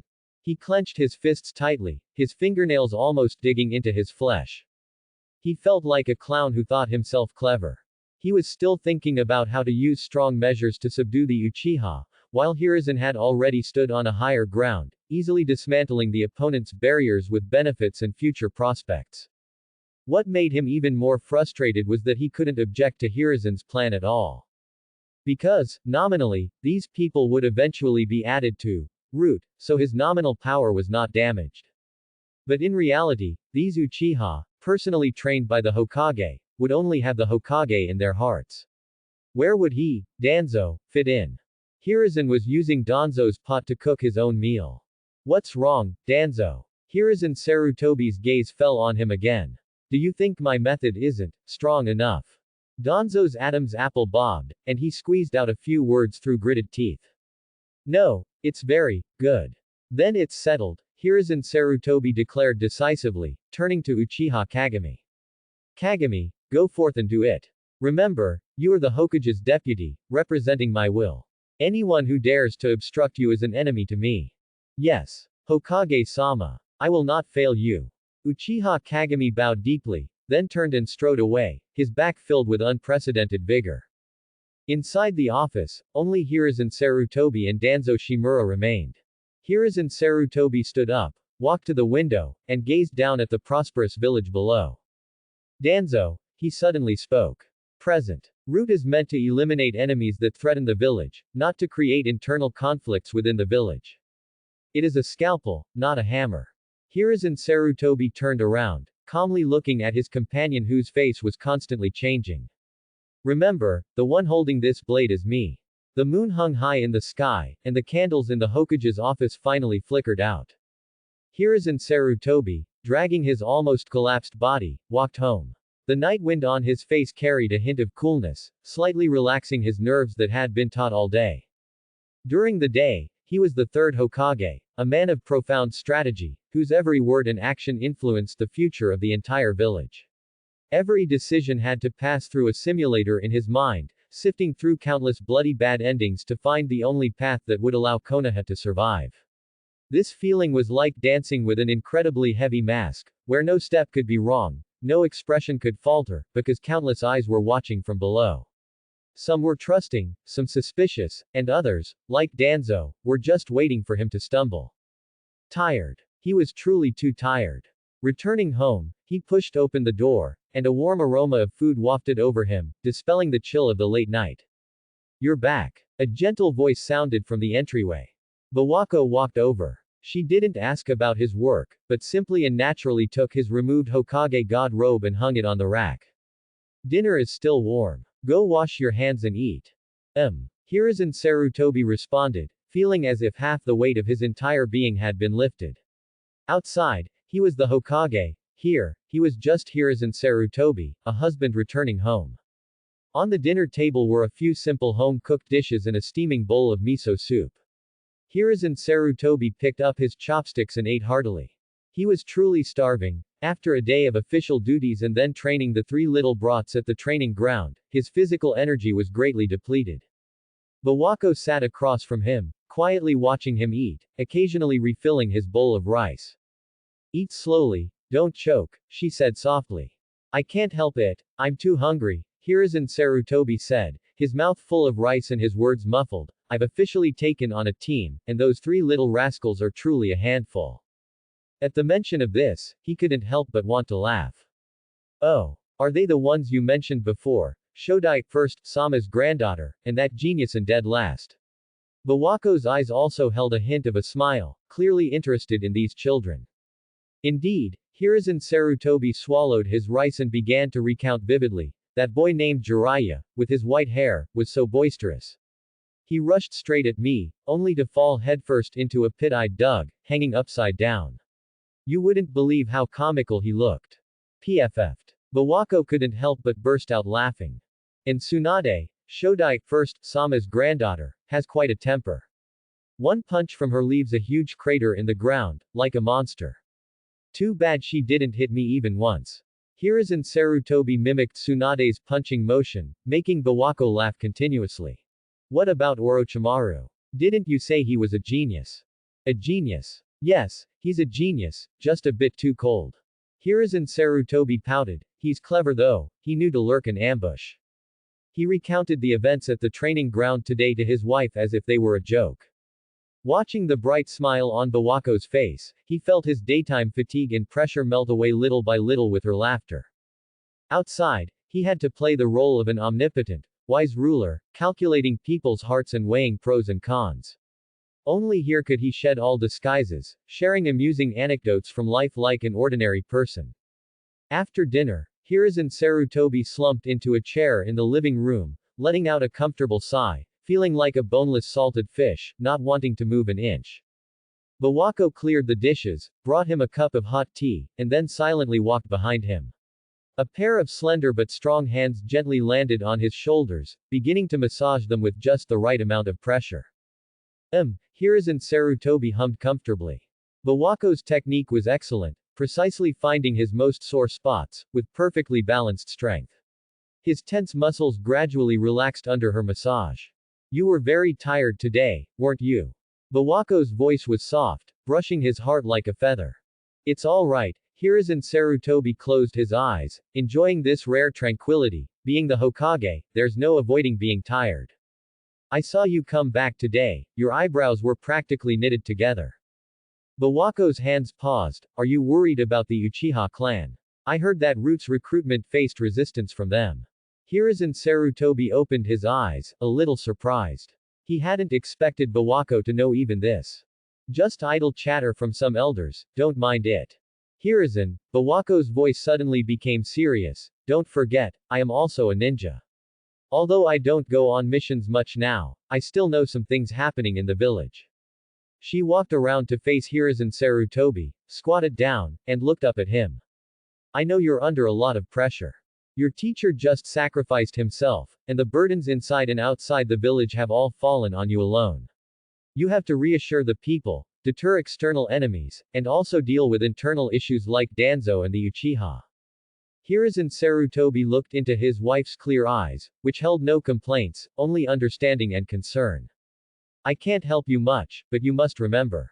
Bawako held his hand, saying each word distinctly. The women of the Sarutobi family have never been weaknesses that need to be protected behind. We are the Hokage's strongest support. No matter what decisions you make outside, no matter how unreasonable those decisions may seem to outsiders, when you come home, I will always trust you and support you. A huge wave of warmth instantly surged through Hiruzen Sarutobi's entire body. He had transmigrated to this world, taking on a dangerous mission, dancing on the edge of a blade every day. He had a future simulator, allowing him to see futures others couldn't, which gave him a godlike perspective, but also destined him to be a lonely traveler. He couldn't tell anyone his secret, all the pressure and fear he had to bear alone. He thought he would continue to be lonely like this. Until this moment. In the Hokage's office. Hiruzen Sarutobi looked at the report in his hand, his brows slightly furrowed. This was Uchiha Kagami's recent submission regarding the preparation progress of Root. The personnel from the Inoshika Cho clans and the Sarutobi main family were all in place, undergoing the first phase of screening and basic training.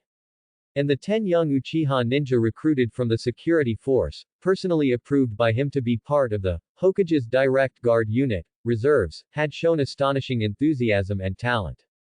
Under Kagami's personal guidance and ample resource allocation, their strength advanced by leaps and bounds, and they were even more loyal to him, who had given them new life and honor. Everything was developing in a positive direction. Only one person made him feel uneasy. Danzo Shimura. Since the last time Hiruzen had defeated him with a combination of overt strategies, Danzo had outwardly become much more subdued. He came for work reports on time every week and strictly carried out Hiruzen's various arrangements, appearing like a tamed beast. But Hiruzen Sarutobi knew that a person like Danzo, whose ambition and stubbornness were ingrained, would not change easily. He was merely biding his time, waiting for an opportunity to prove the necessity of his dark methods. I hope you don't do anything foolish, Hiruzen Sarutobi sighed inwardly. He had too many things on his hands now and truly didn't have the energy to constantly watch Danzo. As long as he didn't cross the line, Hiruzen was willing to give him, the leader of Root, some face. However, what he feared most came to pass. Just as this thought flashed through his mind, a cold, mechanical voice sounded in his head without warning. Warning. Detected that the actions of key figure Danzo Shimura will have a severe negative impact on Konoha's future. Initiate future simulation. Hiruzen Sarutobi's heart sank sharply. This guy. He cursed inwardly, his face instantly turning grim. Simulate. Initiating future simulation. Simulation scenario. Danzo Shimura acts on his own. The scene before his eyes changed rapidly. Scene 1. In a dark underground base, Danzo looked at a secret intelligence report, a cold sneer on his face. The report indicated that a group of Iwagakure rogue ninja, who had been defeated by Sarutobi's squad at the Land of Fire border some time ago, were connected to a high-ranking elder in Iwagakure, and they seemed to be planning a larger-scale border disturbance. Scene 2. Danzo believed this was an excellent opportunity to prove the value of Root and his personal capabilities, which he felt far surpassed Hiruzen's. He decided to bypass the Hokage, without any reporting, and privately dispatch several of his newly trained confidants to infiltrate the Land of Earth border, attempting to capture the liaison between the rogue ninja and the Iwagakure high-ranking official to obtain direct evidence. Scene 3. Half a month later, bad news arrived. The people Danzo sent had walked straight into a meticulously set trap by Iwagakure. 2 members of Root were captured alive on the spot. Scene 4. Onoki, the third Tsuchikage of Iwagakure, used the captured Konoha ninja and the Root organization's tokens they carried to directly confront the Land of Fire daimyo. He accused Konoha of treachery, sending spies to gather intelligence on another country during peacetime, with the intention of provoking war. Scene 5. The Land of Fire daimyo was furious and exerted immense diplomatic pressure on Hiruzen Sarutobi. Konoha found itself in an extremely passive situation before the entire ninja world, its prestige plummeting. As for Danzo, the instigator, not only did he fail to achieve merit, but he became a criminal of Konoha, his credibility shattered, and the legitimacy of his establishment of Root was questioned by all high-ranking officials. Simulation ended. Hiruzen Sarutobi sat in the Hokage's seat, his fingers digging into the edge of the desk, veins bulging on the back of his hands. Danzo. You incompetent fool who only causes trouble. He could hardly believe that Danzo would be so foolish. For the sake of claiming credit, to prove himself, he had even forgotten the most basic ninja principles. Acting on one's own, giving orders above one's rank, these were major taboos that no organization could tolerate. This kind of thing could not be allowed to happen. Hiruzen Sarutobi forced himself to calm down. Getting angry now was useless, he had to act immediately to plug this enormous hole. His mind raced. Since Danzo had already obtained the intelligence, his actions should be within these 2 days. A cold glint flashed in Hiruzen Sarutobi's eyes. Someone. Hokage-sama. An Anbu instantly appeared in the center of the office, kneeling on one knee. Immediately summon Uchiha Kagami to see me. Yes. The Anbu's figure vanished. Less than 5 minutes later, Uchiha Kagami appeared in the office. Hokage-sama, you called for me. Kagami, I have an urgent mission for you. Hiruzen Sarutobi's expression was extremely serious. He spread a map on the table, pointing to a valley on the border between the land of fire and the land of earth. According to reliable intelligence, the remnants of the Iwagakure rogue ninja, whom I defeated some time ago, are still active here. Their liaison will appear in this valley 3 days from now, at the hour of the rat, for a secret meeting. I order you to immediately lead your Uchiha Special Response Squad to this location. Hiruzen Sarutobi's voice was cold and left no room for doubt. There are 2 mission objectives. First, intercept that liaison, obtain all the intelligence he carries, and then make him disappear forever. Second, and most important, Hiruzen Sarutobi looked up, staring directly into Kagami's eyes, make the scene appear as if the rogue ninja turned on each other due to an uneven distribution of spoils. Erase all traces of our Konoha ninja having been there. I want this matter, from beginning to end, to have absolutely no connection to Konoha. Uchiha Kagami's heart trembled. He instantly understood the seriousness of this mission. This was no longer a simple pursuit of rogue ninja, behind it lay a higher-level power struggle.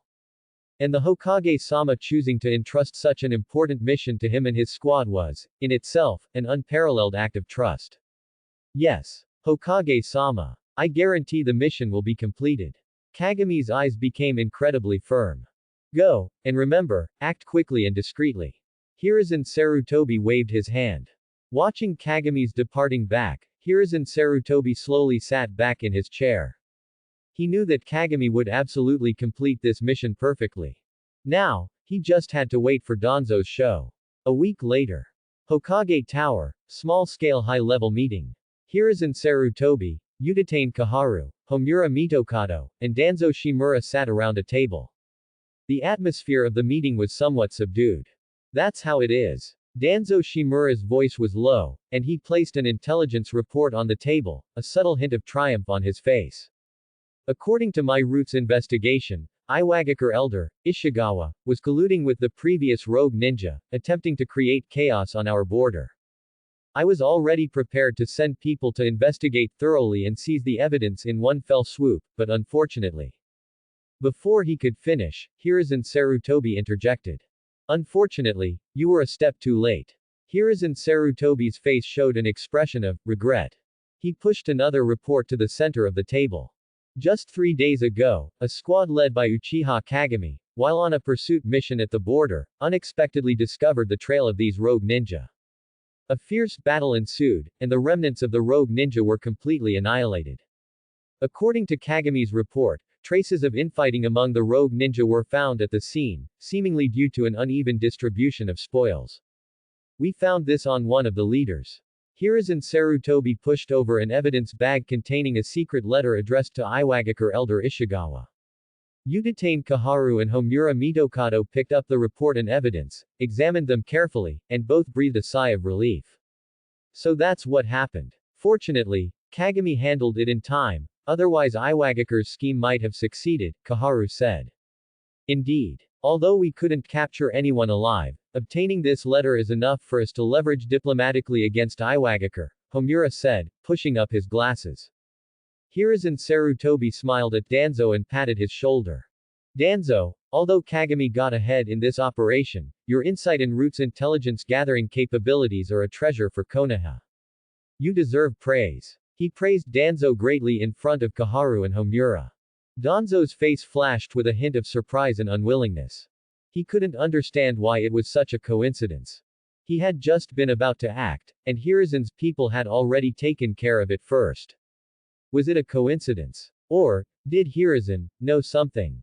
An uneasy feeling spread in his heart. Looking at Danzo's expression, as if he had swallowed a fly, Hiruzen Sarutobi was inwardly overjoyed. You want to contend with me? You're still too green. After the meeting, Hiruzen Sarutobi kept Danzo behind alone. Hiruzen, you. Danzo was about to ask something, but Hiruzen Sarutobi directly slammed the detailed field report, forged by Uchiha Kagami, about the rogue ninja infighting, onto his face. Papers scattered across the floor. The atmosphere in the office instantly dropped to freezing point. Danzo's expression froze. Danzo. Hiruzen Sarutobi stood up and walked step by step to stand before him, looking down at him. The warm smile he had just worn was gone. Danzo, I am the Hokage. Root is a blade, not your personal toy. If you ever act on your own again. Hiruzen Sarutobi's voice was not loud, but every word struck Danzo's heart. Danzo's face turned from white to green, then from green to red. He wanted to retort, to argue, but looking into Hiruzen Sarutobi's all-knowing eyes, he couldn't utter a single word. Hiruzen knew everything. A sense of defeat completely overwhelmed him. After a long while, he squeezed out a few words from between his teeth. Yes, I understand. With that, he didn't even dare to look into Hiruzen's eyes again, turned, and left the office. Watching Danzo's dejected back, Hiruzen Sarutobi slowly sat down. After dealing with Danzo, Hiruzen Sarutobi felt a great weight lift from his heart. But the Hokage's work never ends. That afternoon, after finishing his official duties, he didn't go straight home but went alone to the memorial stone in Konoha village. The black stone tablet stood silently in the setting sun, covered with densely carved names. Every name was once a vibrant life, one that had burned itself out to protect this village. Hiruzen Sarutobi's gaze swept over the names, his heart filled with mixed emotions. His father, Sarutobi Sasuke's name was also there. And his teacher, Senju Tobarama. Although his teacher's body had already been buried, his name would, as per custom, also be carved here, to be revered by future generations. Teacher. Hiruzen Sarutobi murmured in his heart, do you see? Konoha is still here. I will protect it.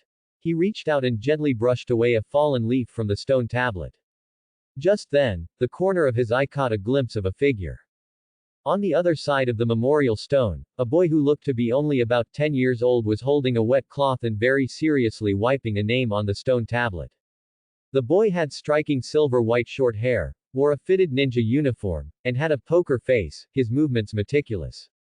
Hiruzen Sarutobi's gaze froze. Tsukumo Hatake. The future, White Fang of Konoha. Why was he here? In Hiruzen Sarutobi's memory, there wasn't much record of Tsukumo's father. He only knew that he was also an excellent ninja who died in battle. It seemed that the name Tsukumo was wiping was his father's. Hiruzen Sarutobi's heart stirred. He remembered very clearly the tragic future of Tsukumo Hatake that he had seen in the simulator. This hero, whose prestige once surpassed that of the Sannin, was ultimately driven to suicide by public opinion in the village for abandoning a mission to save his comrades. And this tragedy profoundly twisted his son Kakashi's values, turning that genius boy into a cold, mission-first, machine for a long time. Comrades versus missions. This ultimate question that permeated the Hokage world, its tragic origin began with this still somewhat naive boy before him. Since he encountered him today, he couldn't pretend not to see him. Hiruzen Sarutobi collected his thoughts and slowly walked towards the boy. Hearing footsteps, Tsukumo Hatake stopped what he was doing and turned around. When he saw that the newcomer was the third Hokage, his small body immediately stood ramrod straight, and he bowed respectfully. Hokage-sama. His voice was clear, with the unique texture of a youth, but his tone, like the expression on his face, was so calm it didn't sound like a child's. Did I disturb you? Hiruzen Sarutobi asked gently. No, Hokage-sama. Tsukumo shook his head. Hiruzen Sarutobi's gaze fell on the name he had just wiped, Hatake Kenjin.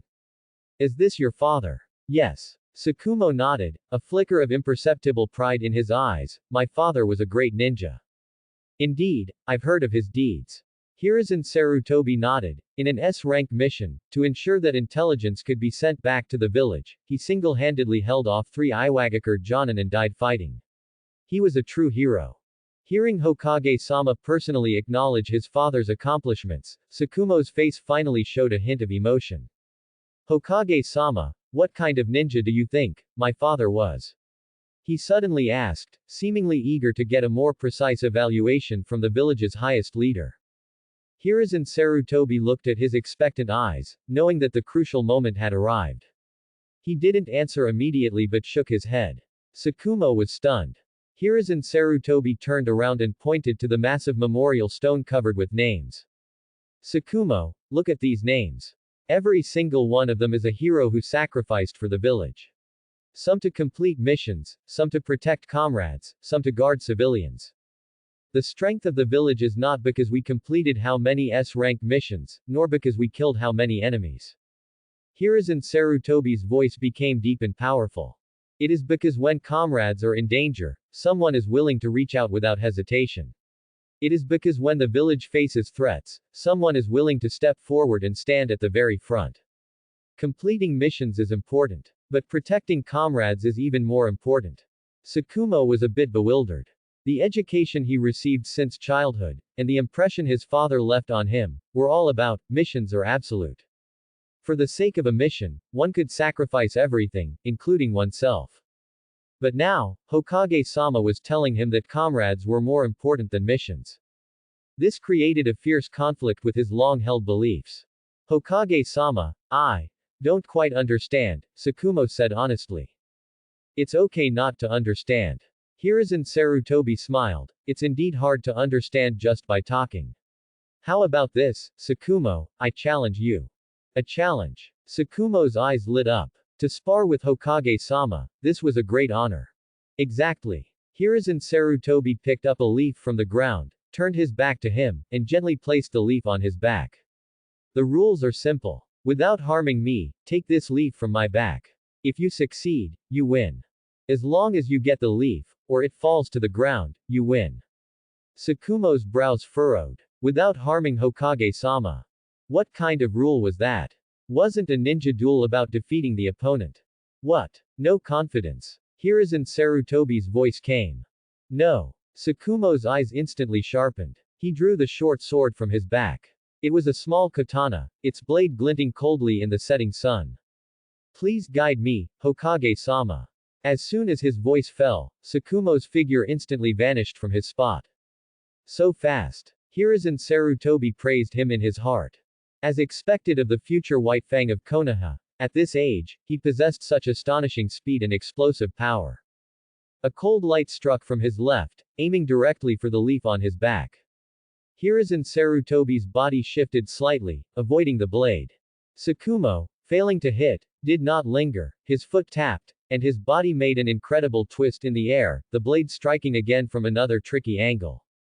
His swordsmanship was sharp and precise, every strike aimed only at that small leaf, without any superfluous movements.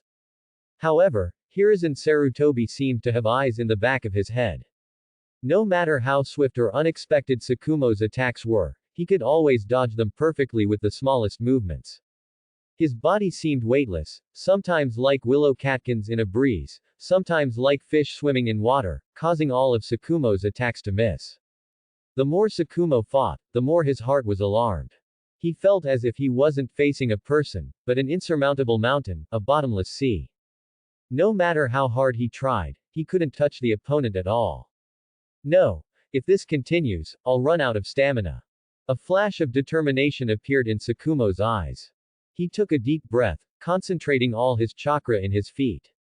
I'll risk it all. He pushed his speed to the limit, his figure transforming into a white lightning bolt, instantly appearing behind Hiruzen Sarutobi. This time, he didn't use his sword but reached out his hand, directly grabbing for the leaf. A chance. Hiruzen Sarutobi was waiting for this moment. He deliberately slowed down by half a beat, exposing a huge flaw. A look of joy flashed in Sakumo's eyes, his fingertips were almost touching the leaf. However, just then, his pupils sharply contracted.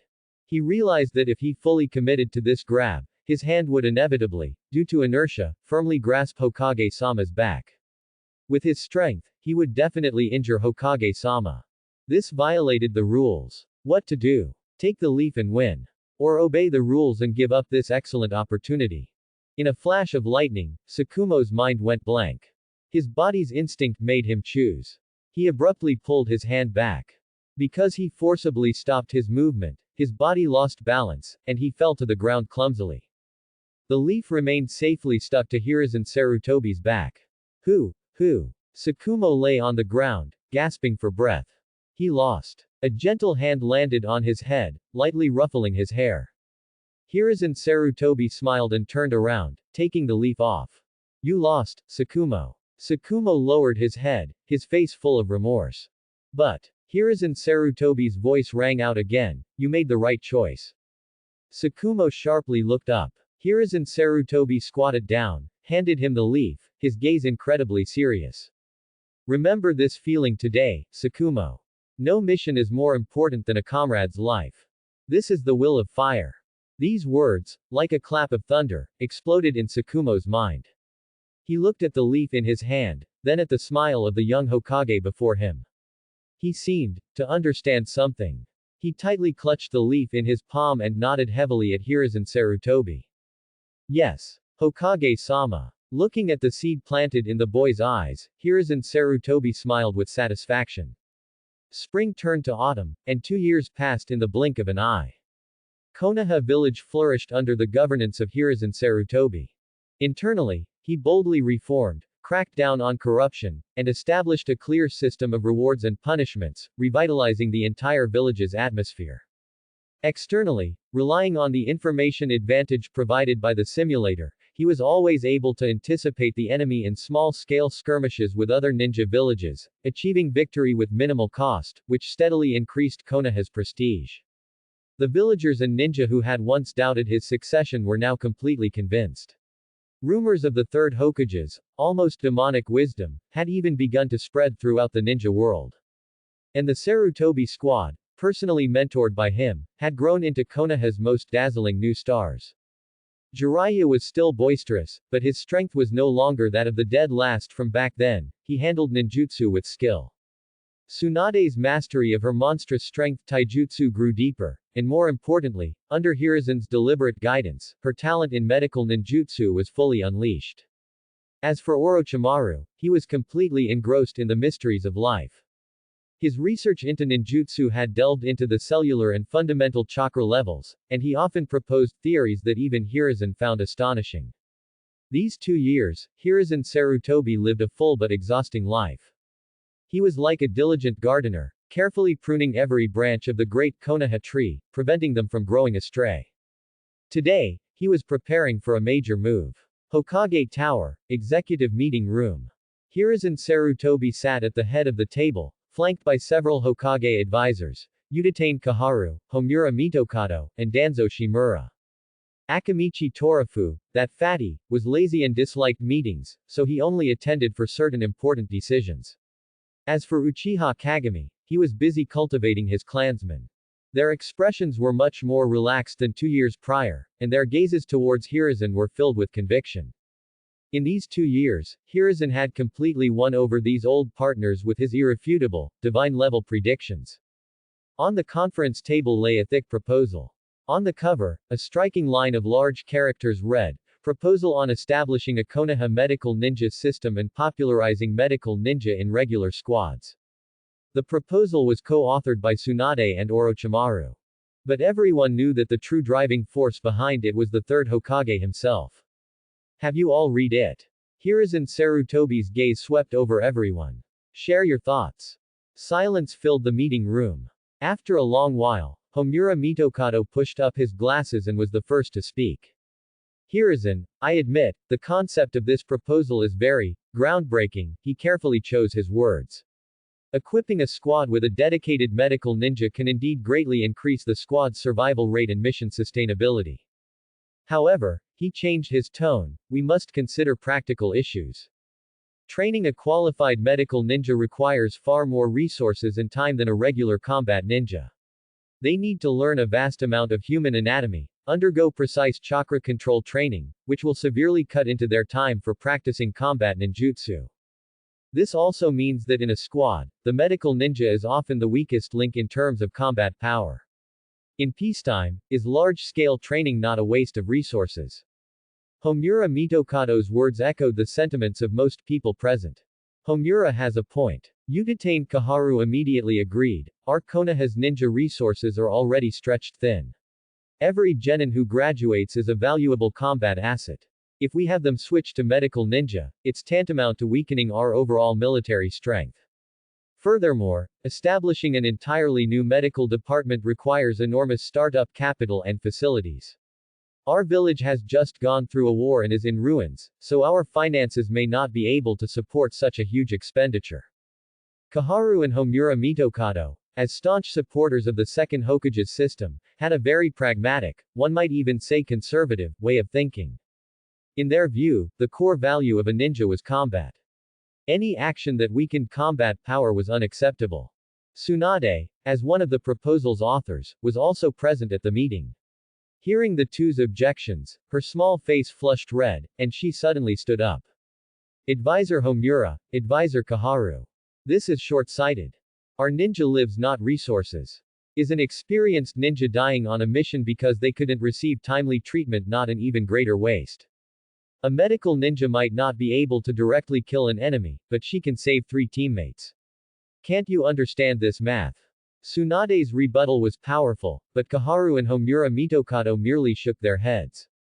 Tsunade, we understand your feelings. Koharu's tone was calm, but it is peacetime now. Large-scale casualties will not occur. To invest such enormous costs to deal with low-probability events is not cost-effective from the perspective of the village's overall operation. Tsunade was so angry she couldn't speak. She looked to her teacher, Hiruzen Sarutobi, for help. However, Hiruzen Sarutobi merely sat there, silent, his fingers tapping rhythmically on the table, seemingly deep in thought. The meeting reached a stalemate. Neither the supporters nor the objectors could convince the other. Everyone's gaze was fixed on the third Hokage at the head of the table, awaiting his final decision. At this moment, Hiruzen Sarutobi was frantically communicating with the simulator in his mind. Simulate. Initiating future simulation. Simulation scenario. Reject medical department proposal. Maintain status quo. A blood-red scene unfolded in his mind. Scene 1. The Second Great Ninja War fully erupts. Konoha ninja fall in droves in brutal battles against Sunagakure and Iwagakure. Scene 2. A Konoha squad falls into a trap, and the captain is severely poisoned. Because there is no medical ninja in the squad, they can only watch as the captain dies in agony. If there had been a medical ninja, he could have been saved with just one mystical palm technique. Scene 3. Post-war statistics show that Konoha ninja casualties reach 40%, with over half of the ninja dying from injuries that could have been treated. Countless experienced core forces are sacrificed in vain. Outcome.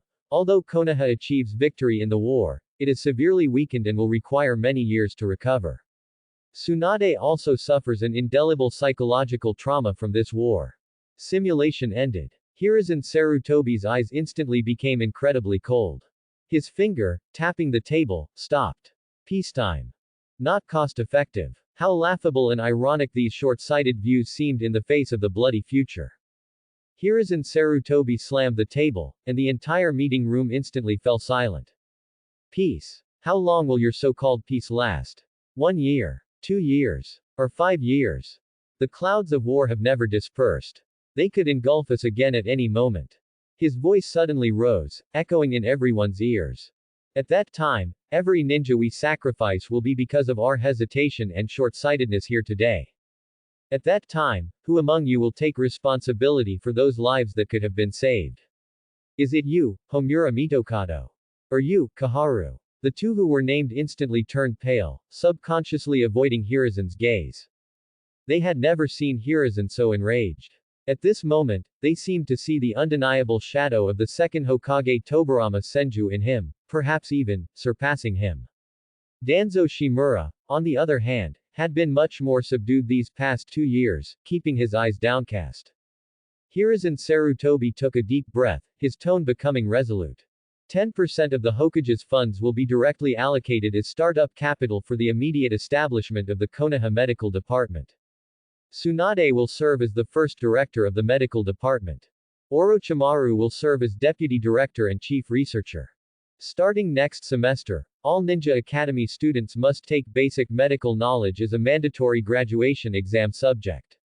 He looked at Koharu and Homura Mitokado, who were completely stunned, and spoke word by word. This matter is ordered by me, in the name of the third Hokage. There is no room for discussion. Meeting adjourned. With that, he no longer looked at anyone's reaction, directly turned, and strode out of the meeting room, leaving behind a room full of dumbfounded and deeply shaken executives. Tsunade looked at her teachers retreating back, her eyes erupting with immense admiration. Yutatane Kaharu and Homura Mitokado exchanged glances, both seeing shock in the other's eyes. They realized that Hiruzen's vision might have seen a future completely beyond their reach. Konoha might truly be about to usher in a new era under his hand. Under Hiruzen Sarutobi's strong push, the medical department was established at an unprecedented speed. Tsunade was full of drive, practically moving her home into the newly built medical department building. Orochimaru was also enthusiastic about this opportunity, which allowed him to openly research the human body. The entire Konoha was immersed in a bustling construction atmosphere. Hiruzen also enjoyed a few days of leisure. However, good times don't last. On this day, Team Sarutobi was in an ancient forest in the southern land of fire, carrying out an A-rank exploration mission. The mission was to investigate a newly discovered ancient ruin. Hiruzen Sarutobi took on this mission mainly to let his 3 disciples see the world and, incidentally, to see if there might be any unexpected gains. As it turned out, the unexpected truly came. Teacher. Tsunade. Come look. There's a really strange scroll here. Jiraiya's boisterous voice came from deep within the ruins. Tsunade and Orochimaru exchanged glances, both a little helpless. This dead last, he was always so unreliable. Hiruzen Sarutobi, however, didn't react much, just slowly followed along. On the central altar of the ruins, there was indeed an ancient scroll. The scroll was made of some unknown animal hide, with an extremely complex summoning array drawn on it in blood. Don't touch it. Orochimaru immediately recognized the danger of the item and quickly spoke to stop him. However, it was already too late. Jiraiya's curiosity had clearly overcome his rationality. He reached out a finger and poked the center of the array. Hey, nothing happened, see. As soon as he finished speaking, the entire scroll suddenly erupted in a blinding white light. It wasn't the light of a regular summoning jutsu, but a reverse, pulling force. Ah! With a scream, Jiraiya vanished from where he stood. Jiraiya! Tsunade cried out in alarm, trying to rush over, but Hiruzen Sarutobi pulled her back. Teacher! Don't panic. Hiruzen Sarutobi's expression was unusually calm, as if he had long anticipated this scene. Of course, he wasn't panicking. Because just as Jiraiya's hands were itching to poke that scroll, his simulator had already spoiled the future for him completely. Key character Jiraiya has triggered a special opportunity. Simulation scenario. Jiraiya is reverse summoned to Mount Myoboku. Scene 1. Jiraiya falls into a group of giant toads, almost being eaten as a snack. Scene 2. He meets the toad boss, Gamabunta, and by a strange twist of fate, stays at Mount Myoboku to train. Scene 3. He is brought before the great toad sage and hears the famous prophecy about the child of prophecy. Your disciple will bring unprecedented stability, or unprecedented destruction, to the ninja world. Scene 4. Jiraiya returns to Konoha with the toad summoning contract and a sense of mission as the child of prophecy, growing into a powerful individual. After watching this simulation, Hiruzen Sarutobi had only one thought. This is great. This was practically a godsend. That idiot Jiraiya went off to train on his own, and he even learned advanced stuff like Sage Mode. When he came back, he would gain a top-tier combat force for free. As for that so-called child of prophecy, Hiruzen Sarutobi curled his lip. Prophecy. In front of my future simulator, that thing is just a junior. However, this was a good opportunity. He looked down at an amulet on his hand, which he had given to his 3 disciples. Each had a trace of his chakra beacon on it, allowing him to sense their location and status at any time. Now, he could feel that Jiraiya's beacon was in an extremely distant and unique space. Let's go, we'll head back to the village first, Hiruzen Sarutobi said to a worried Tsunade and Orochimaru. But teacher, Jiraiya Tsunade said anxiously. Don't worry, he's fine. Hiruzen Sarutobi's tone was full of confidence. He just went to a place he was meant to go, and met some creatures he was meant to meet. He'll be back on his own in a while. Tsunade and Orochimaru were skeptical, but seeing their teacher so certain, they couldn't say anything more. Meanwhile, at Mount Myoboku, Jiraiya's experience was almost identical to what was seen in the simulator. When he was brought before the great toad sage, this giant toad, who had lived for thousands of years, slowly opened its wise eyes. Oh, you've finally arrived. The great toad sage's voice seemed to come from ancient times. I see, a prophecy. Your disciple will become a changer. He will guide the ninja world towards unprecedented stability, or unprecedented destruction. Your choice will determine the future of the world. Jiraiya listened, completely stunned.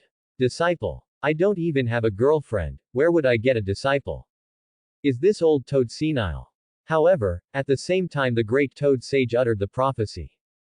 Far away in the Hokage's office in Konoha, the simulator panel in Hiruzen Sarutobi's mind also lit up synchronously. World-class key information detected. The great toad sage's prophecy. Information transcribing. Your disciple, changer, stability or destruction. Although the information was somewhat vague and incomplete, Hiruzen Sarutobi had fully grasped the core content.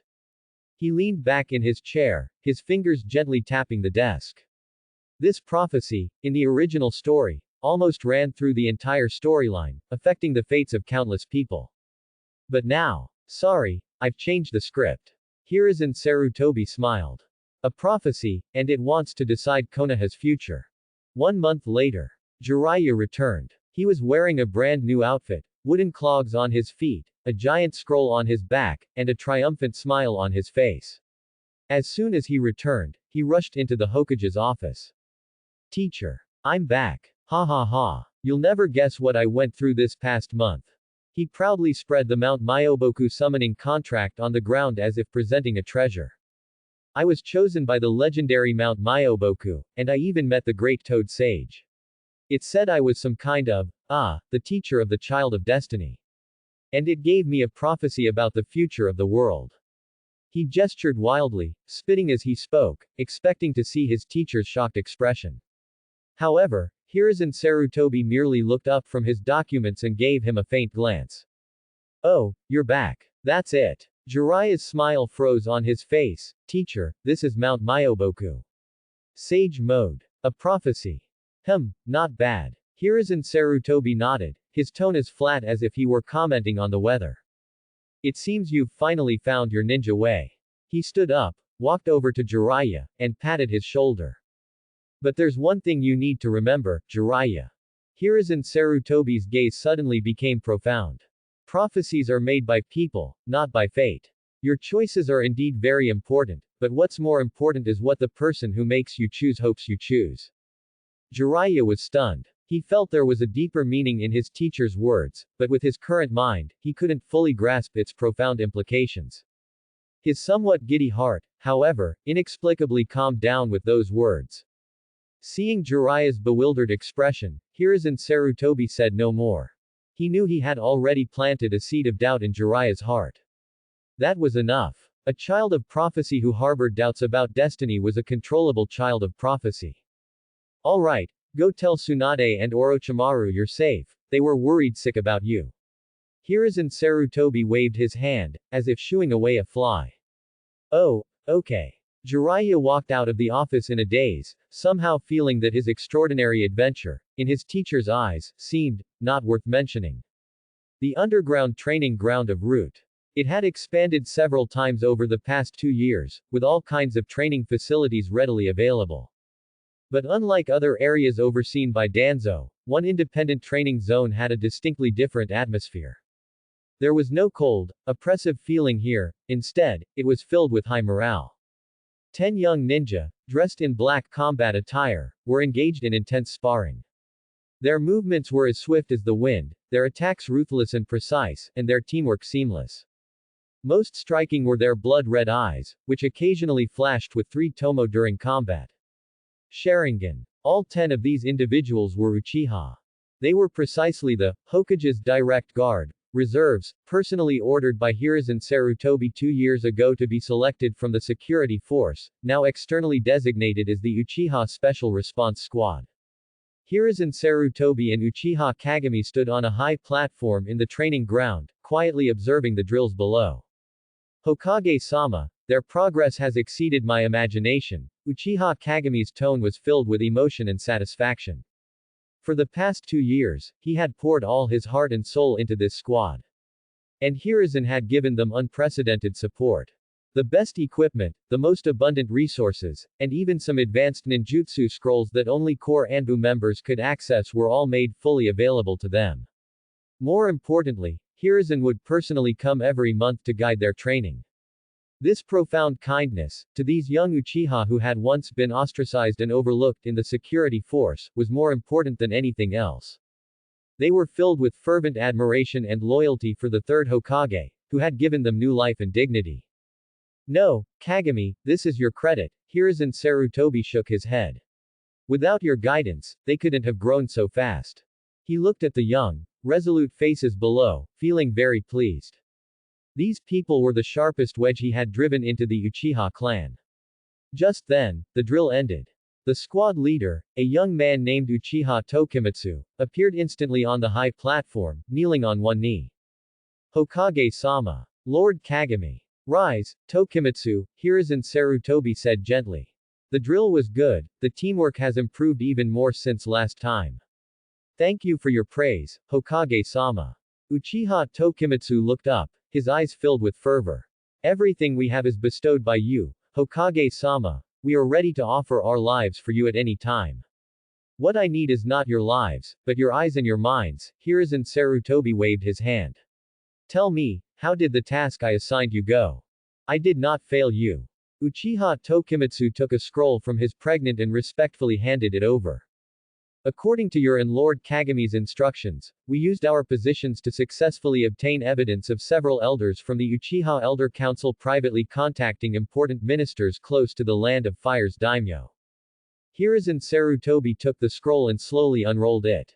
It meticulously detailed how several hardline Uchiha elders exaggeratedly complained to the daimyo's confidants, impeaching him, the third Hokage, for waging excessive wars, and wasting the national treasury, mainly referring to the establishment of the medical department and the expansion of Root attempting to shake the daimyo's trust in him. Looking at the contents of the scroll, a cold smile appeared on Hiruzen Sarutobi's face. The old fogies, finally couldn't sit still, could they?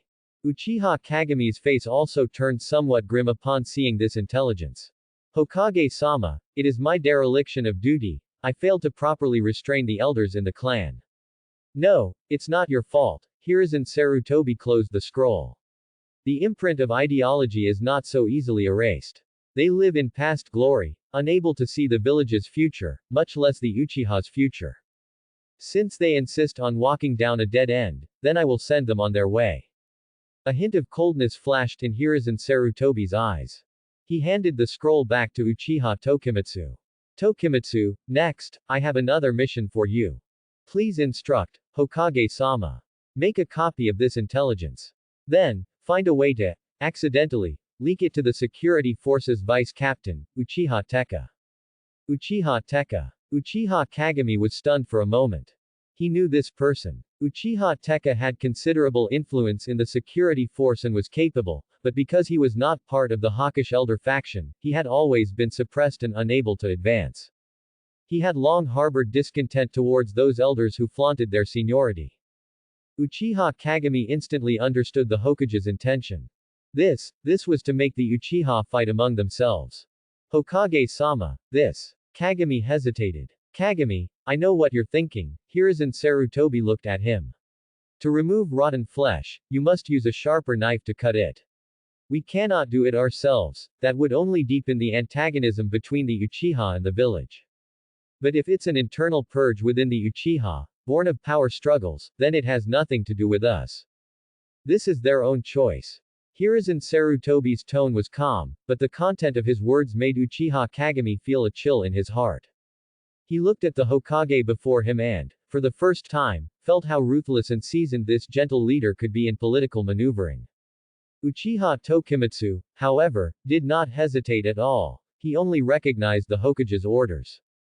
Yes. Hokage-sama. I guarantee that within 3 days, this intelligence will, accidentally, appear on Uchiha Teka's desk. Very good, go now. Tokimitsu's figure vanished. In the training ground, only Hiruzen Sarutobi and Uchiha Kagami remained. Hiruzen Kagami's feelings were complex. Are we really doing the right thing by doing this? Hiruzen Sarutobi walked over to him and patted him on the shoulder. Kagami, remember, our goal is to save the entire Uchiha, not just a few old men whose eyes are blinded by power.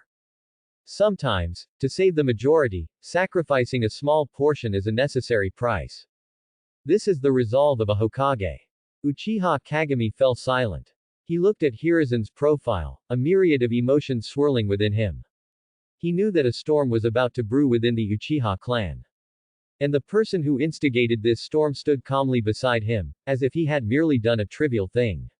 3 days later. Konoha Security Force Headquarters. In Vice Captain Uchiha Tekka's office, the sound of a cup being violently smashed echoed. Outrageous, those old fossils. He looked at the intelligence in his hand, which had appeared from who knew where, trembling with rage. They actually went to complain to the daimyo about the Hokage. Did they want to drag the entire Uchiha down with them? The flames of ambition burned in his eyes. Thus, an internal storm targeting the Uchiha Elder Council began. And the instigator of all this, Hiruzen Sarutobi, was currently sitting in the Hokage's office, leisurely drinking tea, as if he knew nothing at all. The Uchiha clan's Naka shrine was originally a sacred place for the clan to worship ancestors and discuss important matters. But today, the atmosphere here was heavy. Uchiha Tekka sat at the end of the clan meeting, clutching the scroll tightly in his hand, his palms slick with sweat. His heart was pounding. He had read this, unexpectedly, obtained intelligence no less than 20 times. Conspiring behind the village's back, behind Hokage-sama's back, privately contacting important ministers close to the daimyo, to impeach the current Hokage. Had these old geezers gone mad? Were they unhappy with the Uchiha clan's already awkward position in the village? Or did they think the second Hokage's warning wasn't profound enough? After the anger and fear, an uncontrollable ambition, like wild grass, frantically grew in his heart. An opportunity. This was a once-in-a-lifetime opportunity.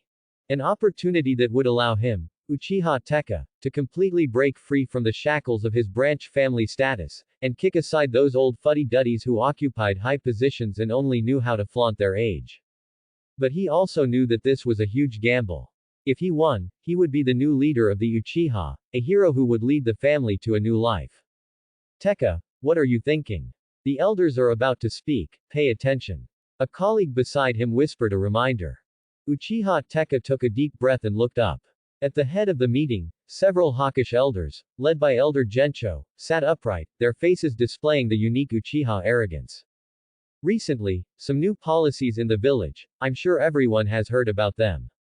Elder Gencho cleared his throat and slowly began, his voice carrying a condescending scrutiny. That so-called root, and that medical department, have consumed a large amount of the village's resources. And we, the Uchiha, as Konoha's largest clan, have seen no increase in the security force's budget.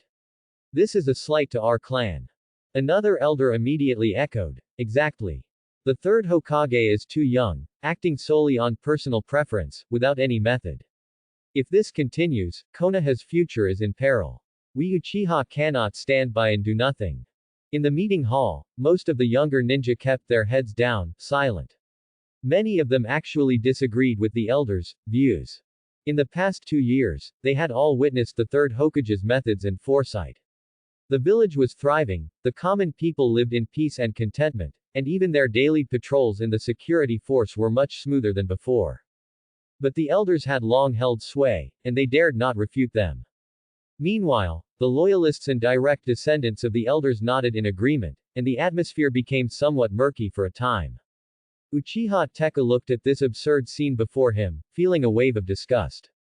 Now, he suddenly stood up, his movement so abrupt that it startled everyone around him.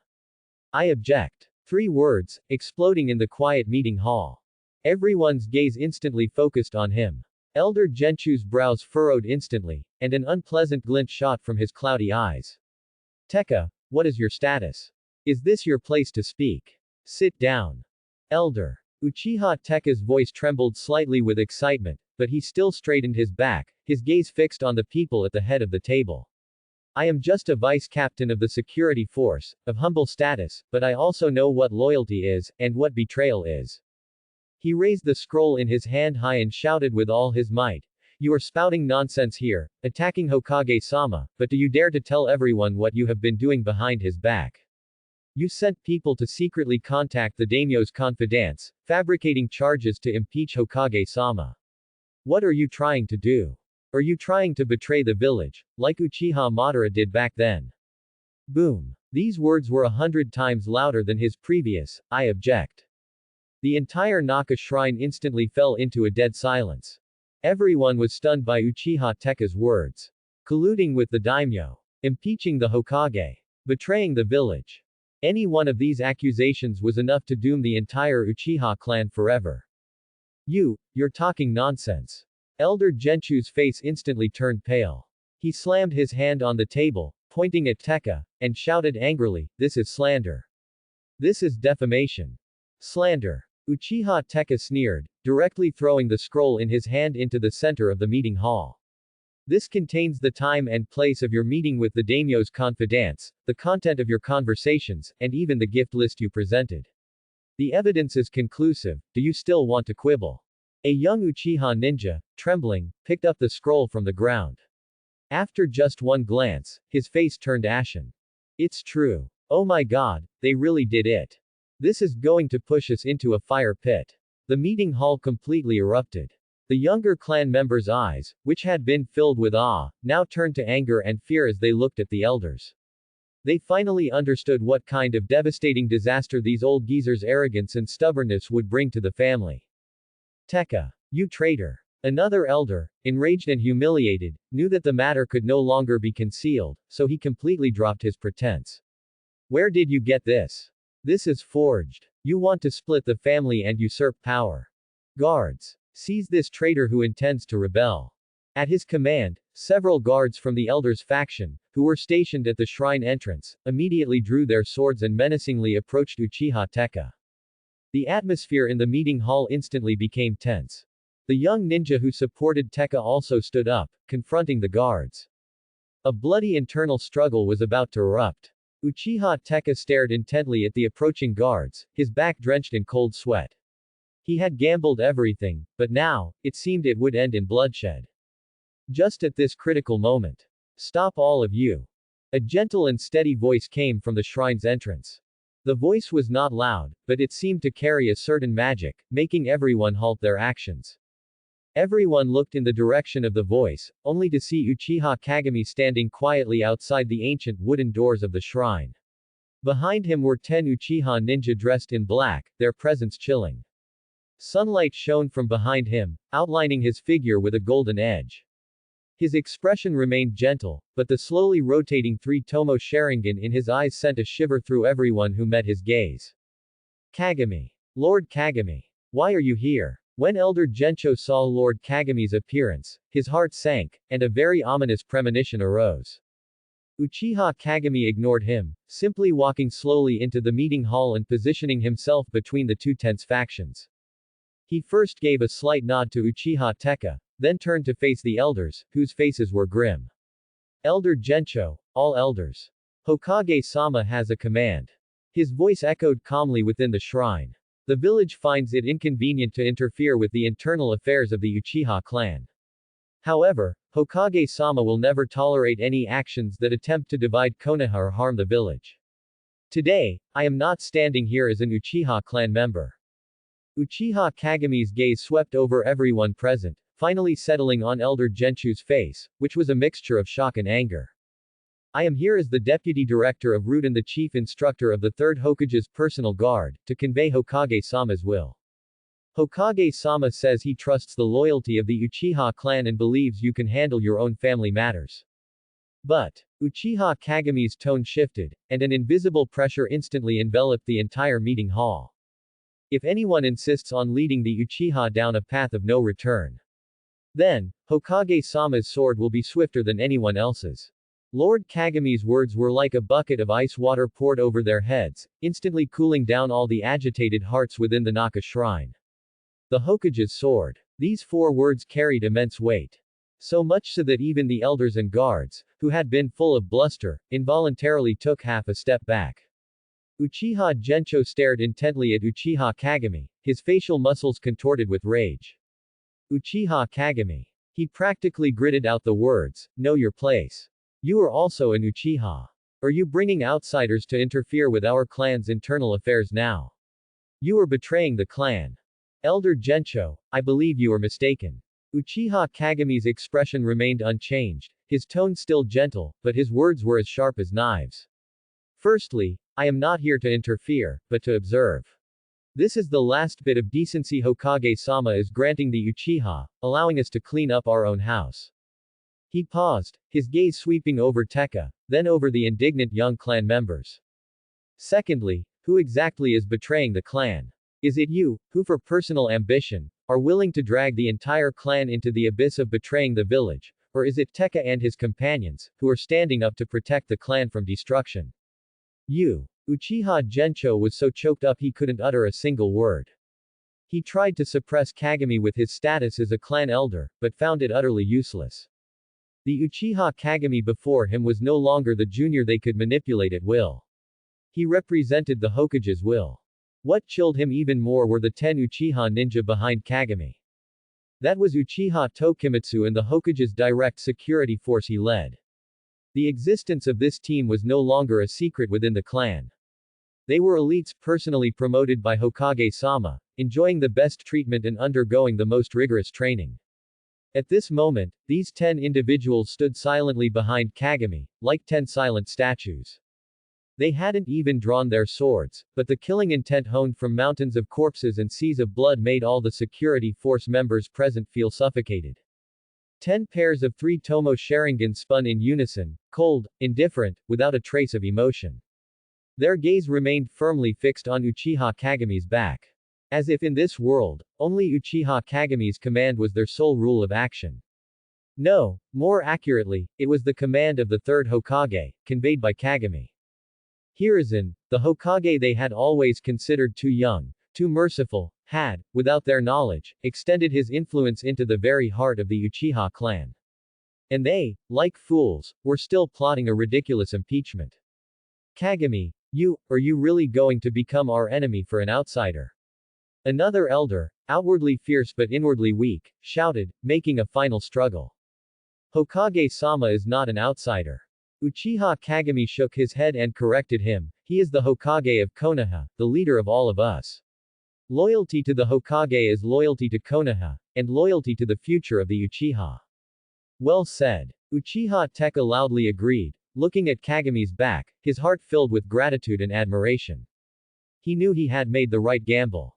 That's right. We Uchiha are Konoha's Uchiha. No one will be allowed to disrupt the relationship between the village and the clan. The young clan members were ignited by Kagami's words, responding one after another with great momentum. The tide had turned. Uchiha Gencho looked at the scene before him, his heart chilling. However, years of being in a superior position made it impossible for him to accept this reality. A crazy thought arose in his mind. Since reasoning wouldn't work, then they would resolve it the Uchiha way. Uchiha Kagami. Uchiha Tekka. Elder Gencho suddenly stood up, his eyes instantly transforming into 3 Tomo Sharingan, and a powerful chakra erupted from his body. You 2 traitors to the clan. Today, in the name of the great elder, I will clean up our house. He quickly formed hand signs. Fire release. Great dragon fire technique. A massive fire dragon roared out of his mouth, carrying scorching heat, instantly engulfing Uchiha Kagami and Uchiha Tekka, who stood at the very front. He actually dared to make a move. Everyone was stunned. In a place like the Naka Shrine, to attack a fellow clan member with such lethal intent was no longer a simple conflict, but a complete rupture. Civil war was imminent. Uchiha Tekka's pupils contracted sharply. He wanted to dodge, but the fire dragon was too fast and too wide, making it impossible to avoid. However, just as he thought he was about to be burned to ashes, Uchiha Kagami's figure blocked him. Facing the roaring giant fire dragon, Uchiha Kagami's face showed no trace of panic. Water release. Water wall. A towering wall of water rose from nowhere, like a massive blue shield, firmly blocking the fire dragon. Whoosh! The clash of water and fire erupted in a large amount of steam, instantly filling the entire shrine. Everyone was astonished by this sudden turn of events.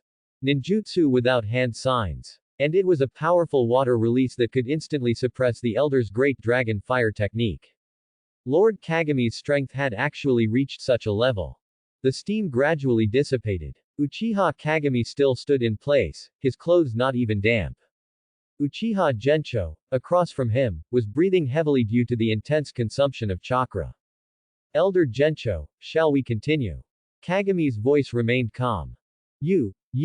Elder Gencho pointed at Kagami, trembling with rage. He couldn't fathom why Kagame's strength had grown so rapidly. Stubborn fool. Just then, a cold voice rang out.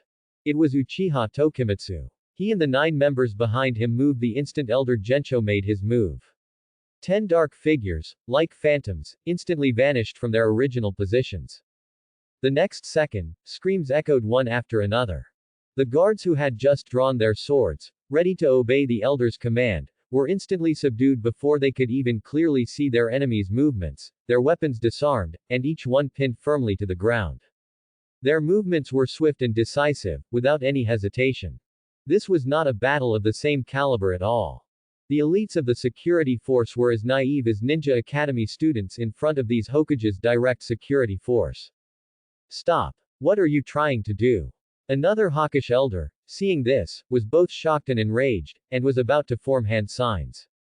PFF'd. A cold light flashed. Uchiha Tokimitsu's figure appeared behind him like a ghost, the short sword in his hand already plunged into his back.